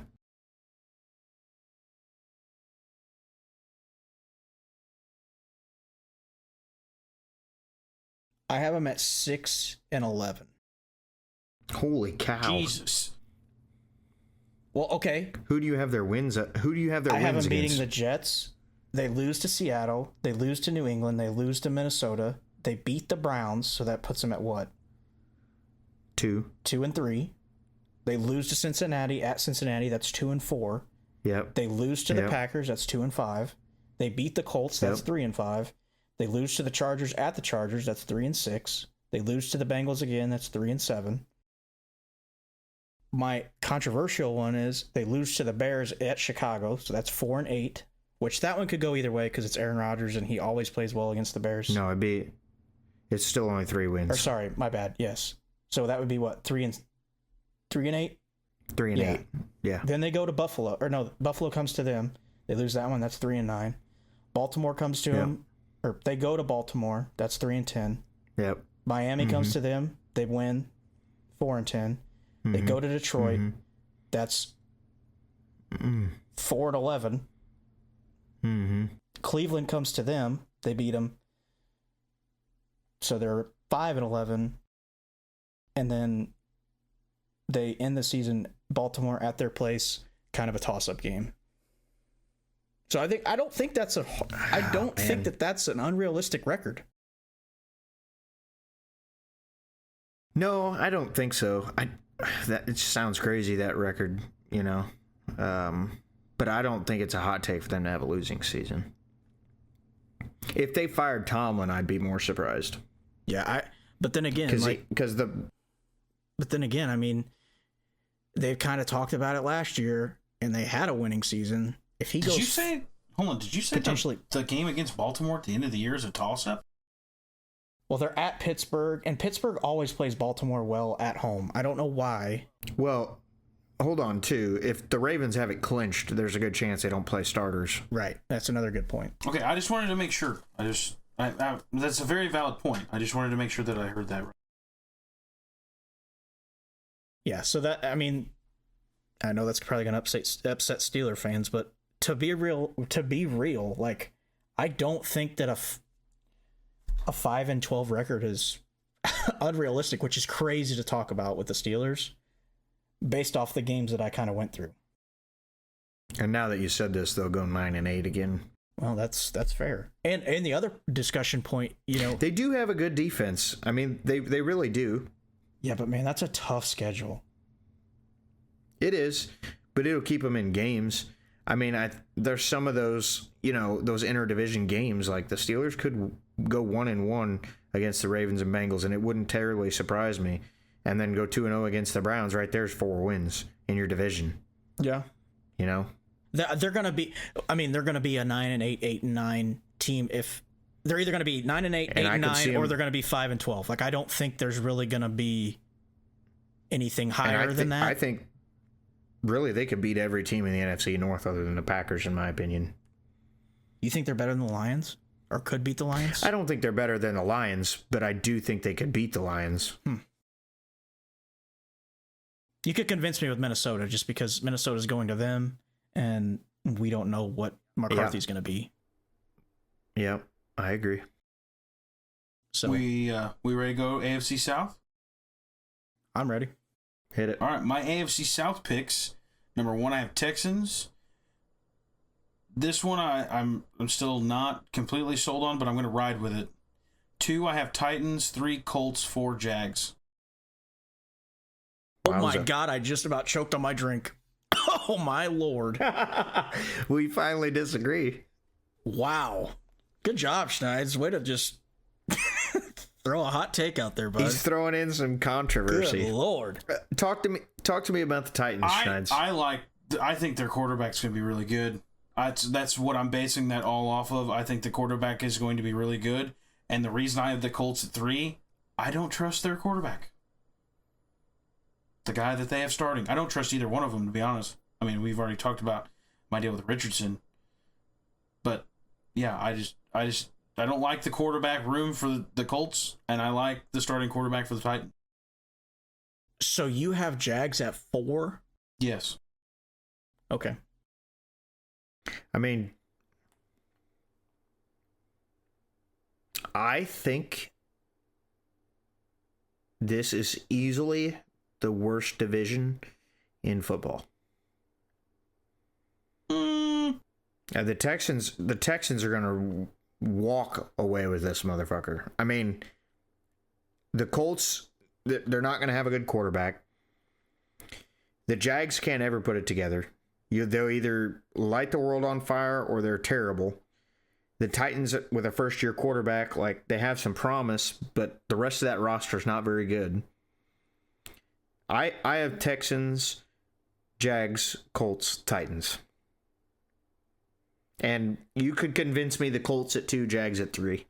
Okay. I've got Texans at 1, Jags at 2, Colts at 3, Titans at 4, and I could be convinced that Titans and Colts could swap. The only reason I gave the nod to the Colts is I think their running game is going to keep them in games. I think Jonathan Taylor's a beast. I think that a lot of their offense is going to be predicated through him. And like you mentioned with the Titans, it's going to be tough to be really good with that roster, no matter how good Cam Ward turns out to be. That roster is just not a winning roster right now. They do have a few players that I've seen that they drafted late that have kind of flashed in the preseason and training camp. But yeah, I could not put the Titans higher than 4. I wouldn't be surprised if they're 3, but me personally, I can't put them ahead of the Colts. I would really like to see Riley Leonard be the starting quarterback of the Colts. But he very well might get some playing time this year. I hope he does. I think he'd be good for them. I watched a couple of his drives in the preseason. He looked good. He looked like he was, in the flow of the game per se, and it looked like an NFL quarterback to me when I was watching him. So, AFC West. I believe that this is probably, let me look here just to make sure before I open my mouth and stick my foot in it. I think this is the best division in football. And I'm really not sure it's close. I would disagree with that one too. I'm going to be a homer and pick my Chargers to win the division. The Chiefs have a lot of new pieces. I'd never pick my team to win the division, but I'm going to. So I have Chargers, Chiefs, Broncos, Raiders, and I think every team in that division is over 500 at the end of the season. I could easily see Broncos or the Chiefs winning the division, obviously. I don't think the Raiders are good enough, but I think they'll be like 9-8, maybe at 8-9, maybe under 500. I think the Chargers might surprise some people this year. I know some places I've seen they have them winning 10 games, 11 games, and still not winning the division. I think the Chiefs are going to fall off. They had something like Chiefs were like 8-1 or 9-1 or something like that in one score games last year. That's hard to repeat. Yeah, that's what I got. So the crazy part when I was making my list is instead of swapping the 1 and 2 teams, the 2 team, in my opinion, is solidified, and I was swapping the 1 and 3. So number 1, and I've said this kind of throughout the show leading up to this point, I have the Broncos winning that division. I think they did a ton in the offseason. They signed a ton of key pieces on defense. If Bo Nix doesn't have a sophomore slump, I think that they win that division. I have Chiefs at 2, Chargers at 3, Raiders at 4. Kind of what you talked about, Nate, with this division. This division, in my opinion, is going to be the NFC North of last season. I think your Broncos are going to be a very high-win team. Your Chiefs are going to be a very high-win team. And your they're all going to be over 10 wins. Maybe, 10 to 11 wins is what number 3 is going to have. And then the Raiders, they're probably going to be in that 6 to 7 win range. I originally, when I made this list, had the Chargers winning it, Chiefs at 2, and then Broncos at 3. The only thing that worries me with the Chargers, they lost Slater. I do like Keenan Allen being picked up. I think he's going to be a huge piece for that offense. Just in the solidified chemistry that he has with Justin Herbert coming back to that system. I know it's a different system, but he's still going to have that chemistry with Justin Herbert. I like that pickup.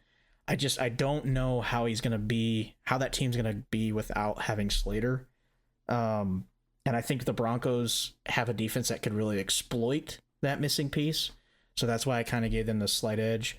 Chiefs lost a lot of pieces. I know everybody touts Mahomes as being able to win with anything, but I think the Eagles might have had the blueprint in the Super Bowl last year that a lot of teams are going to try to replicate. I will never count out Andy Reid and Patrick Mahomes, but yeah, I think they're solidified, in my opinion, as the second best team in that division, and I think your 1 and 3 can be swapped. One more point before Schneids gets to his. I don't believe in Bo Nix. That's why I have the Broncos 3. I think that roster is really good in 80% of places, but I just don't. I don't believe in Bo Nix, man. I just don't, and that's what held me back from. I considered picking him to win the division too. I don't trust Bo Nix. That's a very fair point. I mean, he's only had one season, and he came on late last year, and statistically, a lot of guys do have sophomore slumps, which is why I originally had him in the 3 spot, because I thought Bo Nix would regress a little bit this year. And if that happens, I think the Chargers catapult to number 1. But then again, I go back to like I said, with Slater missing, and the amount of pieces that Broncos added on the defensive side of the ball to keep them in games.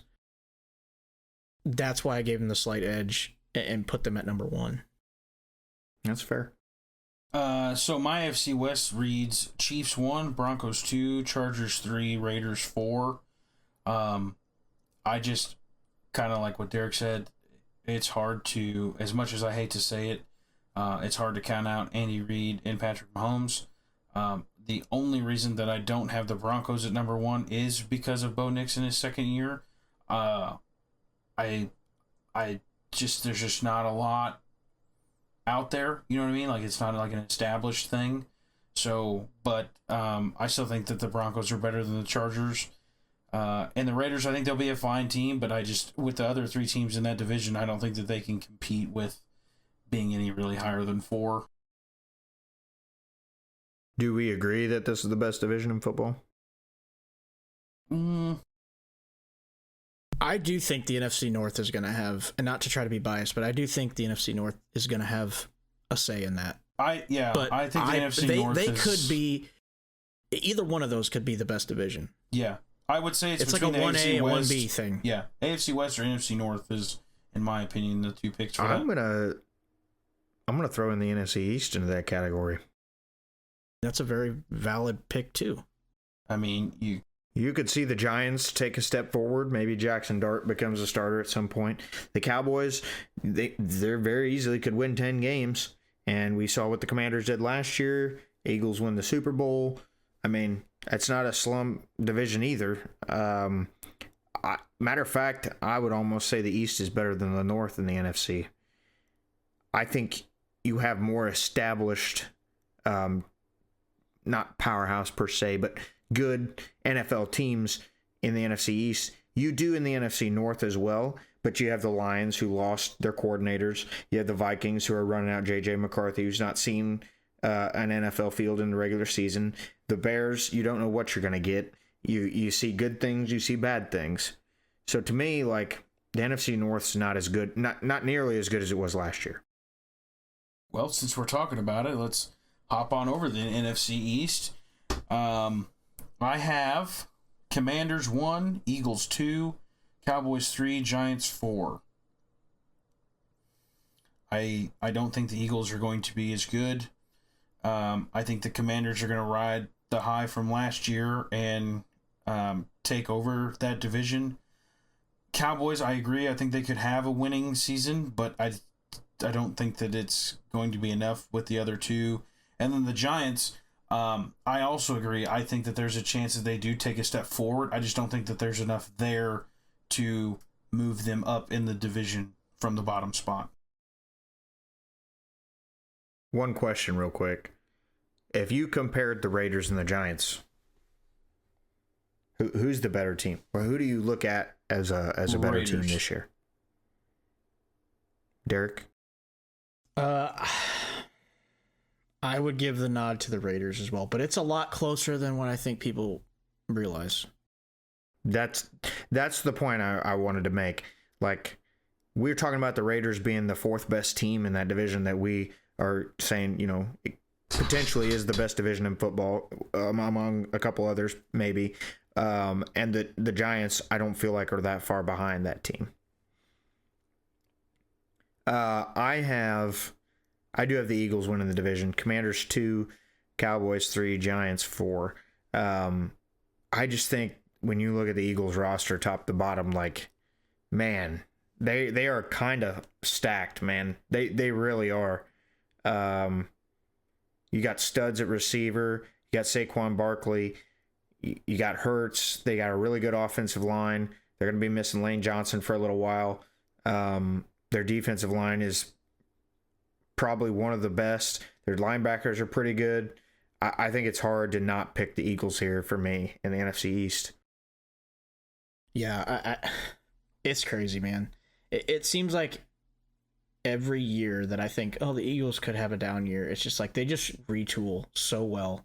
Credit to Howie Roseman. That man really knows how to put a roster together, a championship roster. And he hits on so many draft picks. He somehow just pulls off these crazy trades to get these players. I agree. I got Eagles at 1, Commanders at 2, Cowboys at 3, Giants at 4. Also, I want to throw this out there. I love that at the beginning of this podcast, we were talking about these position previews and like teams, and we kind of got into the division previews a little bit. And I was one of the guys that said, like, I think the Giants are going to surprise people this year. I think that they're going to win some games they have no business winning. I'm not saying they're going to be a playoff team, but I really think this team is going to be better than what people are giving them credit for. And now we've went through the preseason, and everybody's kind of like, well, this Giants team might be a little bit better than what we thought. I think Jackson Dart, I was not a believer, and I'm still not convinced. But from what he showed in the preseason, it's hard not to think that, he could be the piece moving forward for the Giants. So I think this team's going to surprise a lot of people. I do think that they're going to pull out some games that they have no business winning. Also, I want to say that I think the Commanders made a lot of really good moves. I think they made the roster even better than it was last year. They locked up McLaurin. So, I mean, they're going to be good again for sure. They will be in the playoffs in my prediction. But it's like I said, I think it's hard to pick against the Eagles. This division is going to beat the crap out of each other. I mean, this is going to be a tough division. And it very well could be the second best division, or the 1A, 1B, and it might be better than the North. But I still think that it's going to surprise some people. I don't think that I'm confident enough to say the Commanders are better than the Eagles, just because the Eagles, like I said, they're strong at every position, it seems like. But it's definitely going to be a fun one to watch.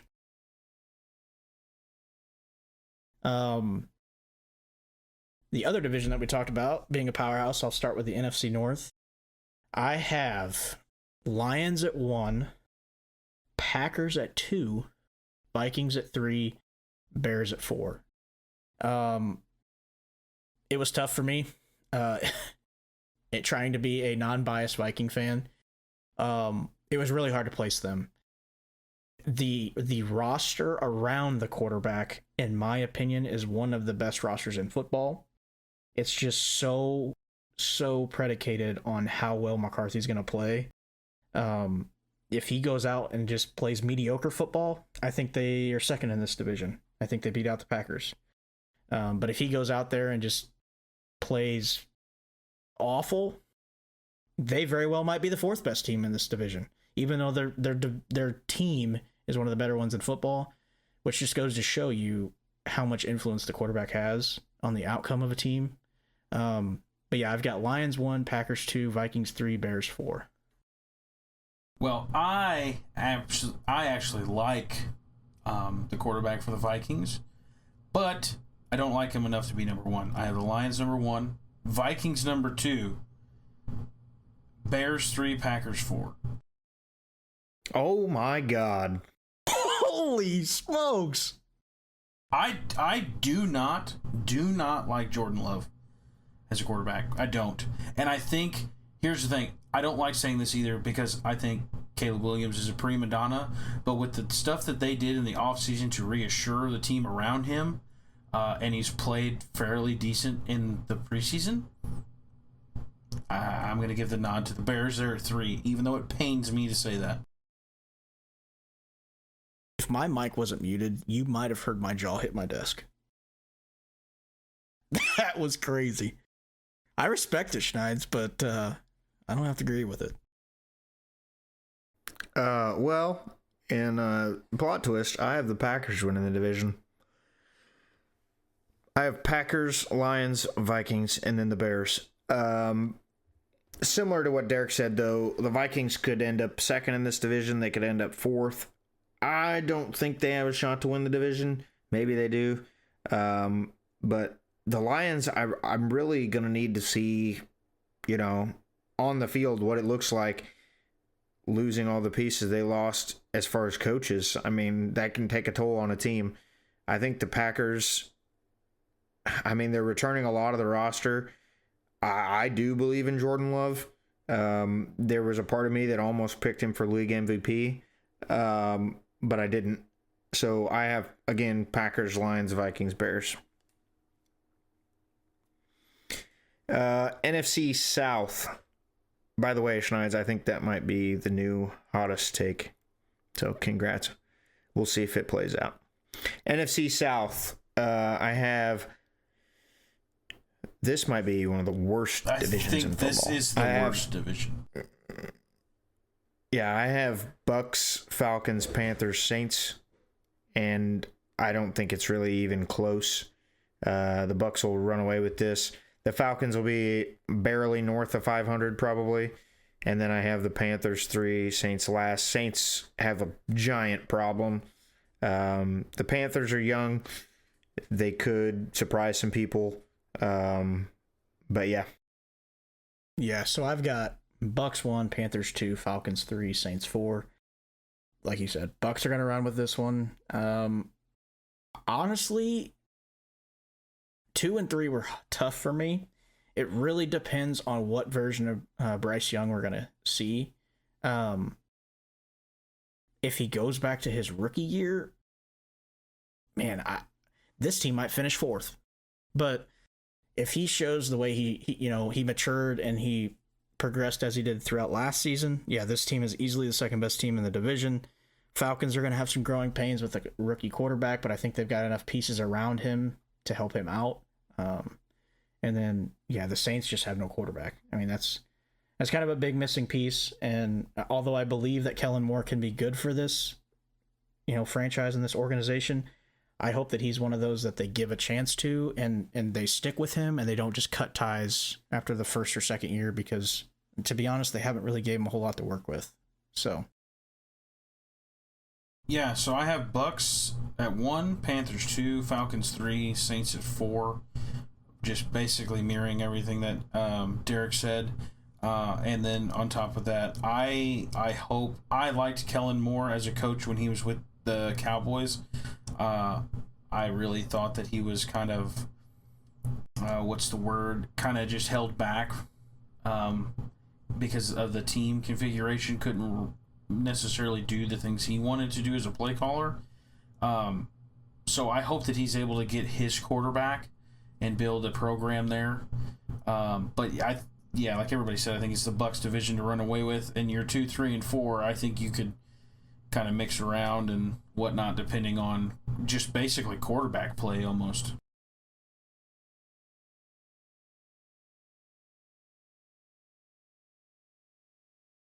Derek, you want to load up the NFC West? Yeah, I was just, I like I said, piggybacking on that, I think the Saints have a shot to be a top team in this division in the future. It's just, like I said, it depends on if they're going to stick with Kellen Moore or not. So, moving to the NFC West, I have Rams at 1, Seahawks at 2, 49ers at 3, Cardinals at 4. Rams placement is really predicated on Matt Stafford staying healthy. If he does, I think this is easily the best team in the division. Seahawks at 2, I like the team that they've built up there. It's going to be so predicated on which version of Sam Darnold we get. I do think they have better pieces around the team as a whole than the 49ers. 49ers have injury problems. If you think about it, the 49ers really don't have a wide receiver 1 there, in my opinion. I believe in Brock Purdy, but I mean, he's got Christian McCaffrey, and that's about it. They lost a lot of pieces on defense. I think Kyle Shanahan is a really good coach. I just don't think that they have enough pieces in there to be better than the Seahawks. And then I just think the Cardinals are going to be another bottom tier team this year. Well, another time that we match here, Derek. I got Rams 1, Seahawks 2, 49ers 3, Cardinals 4. I think the Rams, in my opinion, with the way their roster is, I'm not going to say they're going to run away, but in my opinion, when you're looking at these 4 teams, they're kind of the clear-cut favorite. I really like the Seahawks. I loved what Sam Darnold did last year. It was nice seeing him get his opportunity and feel kind of like home. You know what I mean? Like he was well-grounded with where he was at. I'm hoping that same feeling comes after the contract with the Seahawks. 49ers, I like Brock Purdy, I like Christian McCaffrey, but like you said, there's just nothing there. And the Cardinals, I don't like. I don't like their team at all. I think they're gonna finish under 500. So yeah, Rams, Seahawks, 49ers, Cardinals. So I have the 49ers winning this division. They have the weakest schedule of any team in the NFL this year. They only play 4 teams that were playoff teams last year. And that was part of the reason why I like the Patriots to be second in their division. They only play 5. So I have 49ers, Rams, Seahawks, Cardinals. I do believe that the Seahawks and Cardinals could flip-flop. I think similar to the Giants, the Cardinals could surprise some teams this year. I do think the Rams are a good team. I just think, the 49ers, they still have pieces. I don't see the notion that they lost so much. They lost some players. They got some players. They still have Kittle. They still have McCaffrey. If McCaffrey's healthy, in my eyes, there's no way they're not a playoff team. I just think they've lost a lot of core pieces on defense. Just in my opinion, that's why I put them at 3. Like you said, they still have Kittle. I love Kittle. They still have McCaffrey. But outside of those 2 weapons, I don't really know if there's a whole lot there to work with. I mean, Brandon Ayuk, do we think that he's a wide receiver 1 on other teams in this league? I don't think he's a wide receiver 1. To be honest with you, I think you have a wide receiver 1 in the backfield, and your 2 is Kittle. That's fair. But one can't stay healthy. I think they're easily... That's fair. I think they're easily better than the Seahawks, though. I went back and forth on Rams and 49ers, but I think the 49ers are easily better than the Seahawks. I mean, you get a flash one good year of Sam Darnold, and now everybody's on him. And they have, Jackson Smith and Jigba and Kenneth Walker? Cooper Kupp, who, in a way, could be washed up. We don't know. Remains to be seen. I'm right, but I still like him better than Jennings. They don't have the weapon. They don't have the weapons that... that's also fair. They don't have the weapons that Minnesota had. Oh, 100%. And that's why I'm not high on the Seahawks either. I had a really hard time putting them and the 49ers. I could have easily swapped on mine, but I'm giving the edge to the Seahawks because I think they have more pieces around Sam Darnold than what Brock Purdy's working with in the 49ers, especially if McCaffrey gets hurt. That's fair. Schneid's, you want to give your 3 AFC and 3 NFC wildcard teams? So I'll start, since we did the AFC first, I'll start with the AFC. My 3 wildcard teams are Bengals, Broncos, Chargers. For the AFC and for the NFC, I have Eagles, Vikings, Seahawks.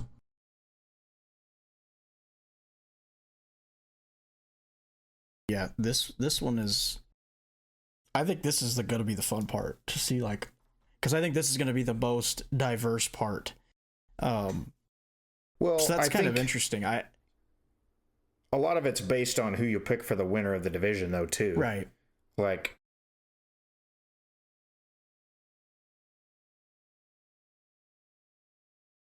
I have Bengals, Chiefs, and Broncos for the AFC. I think the Bengals are basically a shoe-in. The only one that I considered putting in here over the Bengals was the Pats. I just don't think they're there yet. I think the Chiefs and Broncos will easily be the 2 wildcard teams if the Chargers win the division in the AFC West. The NFC wildcard, I have Lions, Commanders, and Cowboys. I left out the Vikings, so... Wow. Okay. Hold on to your seats, boys, because I have for the AFC Chiefs, Chargers, Jaguars. I have the Bengals missing the playoffs again this year. And then the NFC team, I have Commanders, Packers, Vikings. My reasoning for Bengals not being on the list, they missed the playoffs last year. Joe Burrow had arguably, he should have won MVP in my opinion. He had his best season and they still missed the playoffs. They didn't get any better on either side of the football. I think the AFC as a whole got better.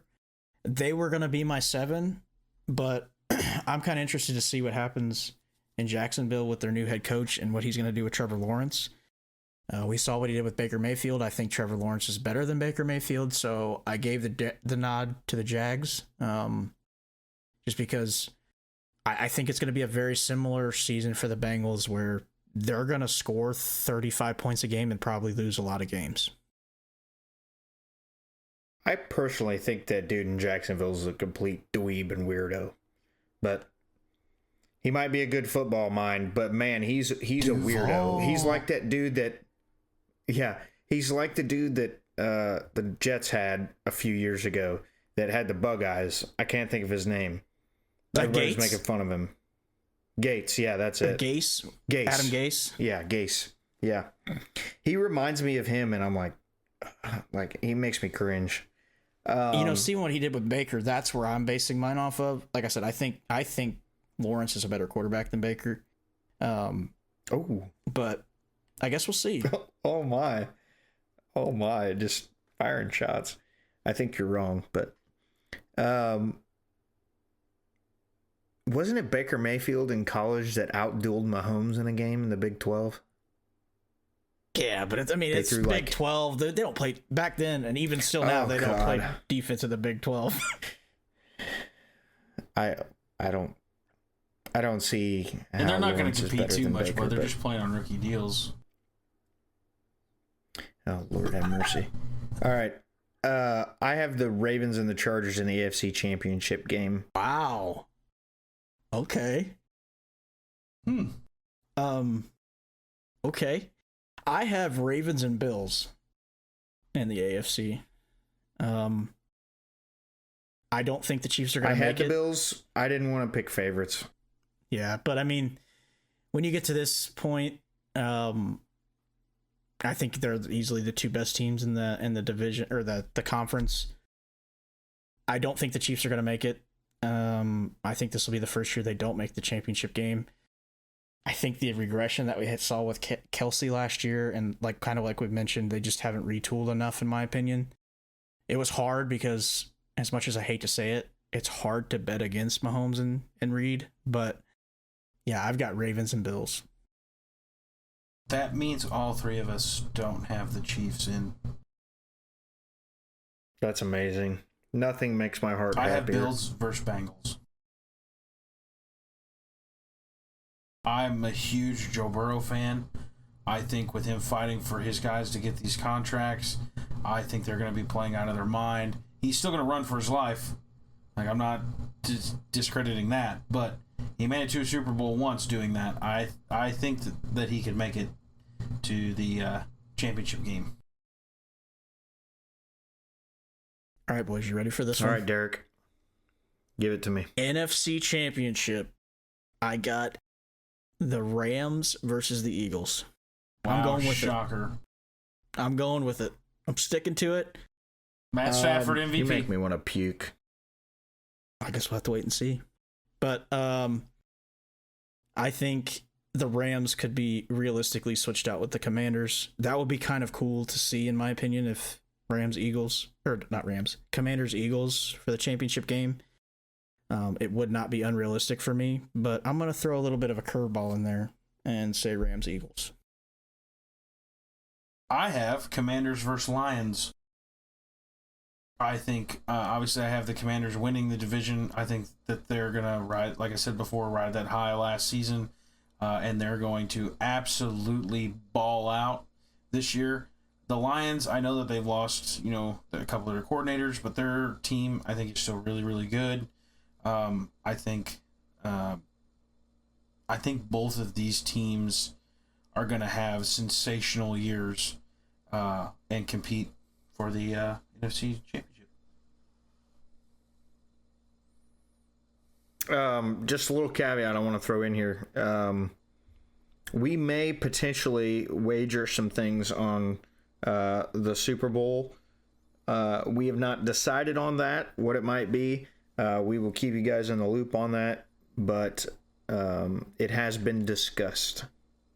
Schneids, you want to give us your two teams in the Super Bowl and who wins with the MVP? Yeah, so my two teams I have... Hold on. Did you do your NFC, Nate?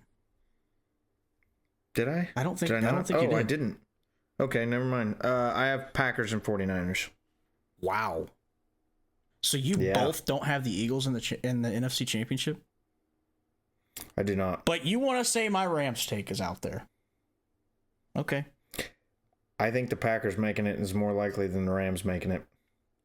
49ers, I could be on the fence. But again, I didn't want to just sit here and pick the favorite for everything. Right. Okay. Fair enough.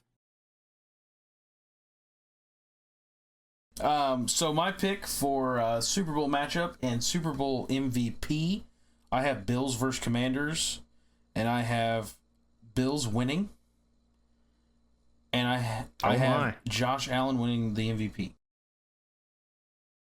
I would cheer for that. I think that would be a really good game to watch. Yeah, I mean, we've never seen the Bills do it, so it'd be nice to see them do it. I still think Bills-Lions would be really cool, but I have Ravens-Packers, Ravens winning with Lamar Jackson getting the Super Bowl MVP. I have. Can you guess it? Bills versus the Rams. No, I'm just kidding. I'm just kidding. I have Bills versus Eagles. You make me want to fuck.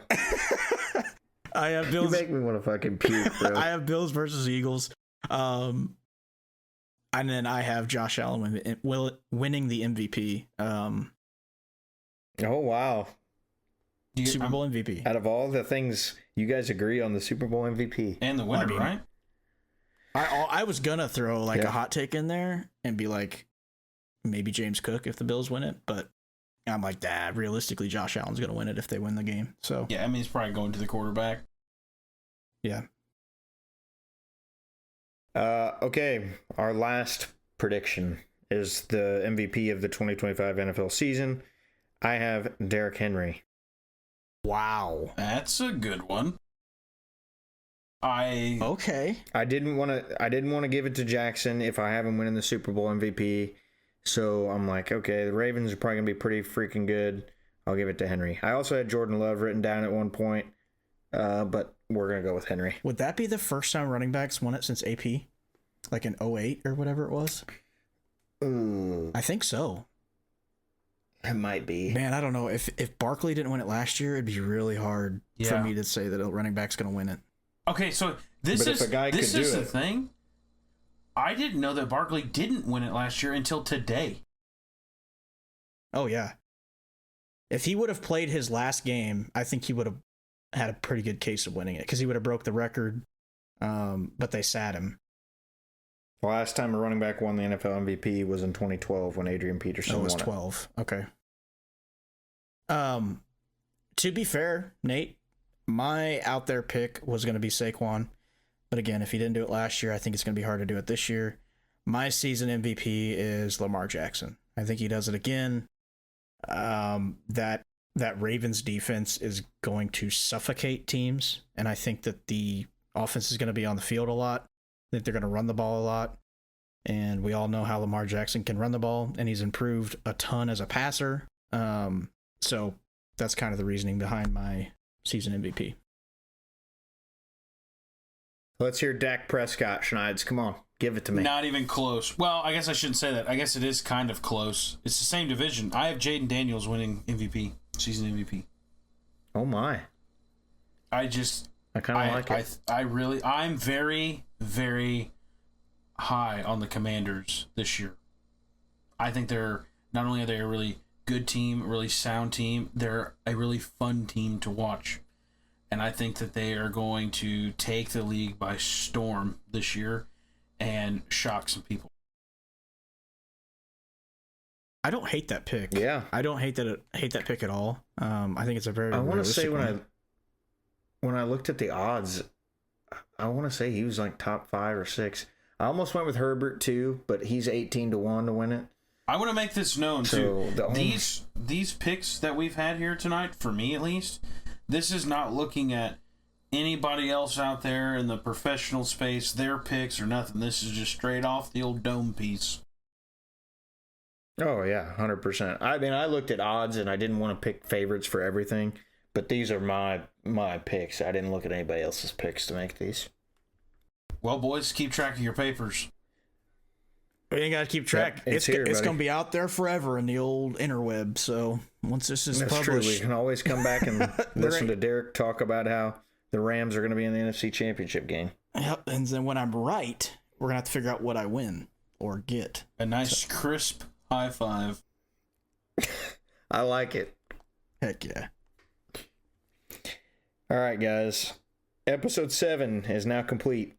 Again, let us know your 2025 NFL predictions on Spotify or any of our socials. And who knows, we may mention your comment or take during the show. Become a part of the Washed Up community by following or subscribing to our socials. Thank you to my co-host for another great Washed Up episode. Happy birthday, Derek. And thank you for listening to our show.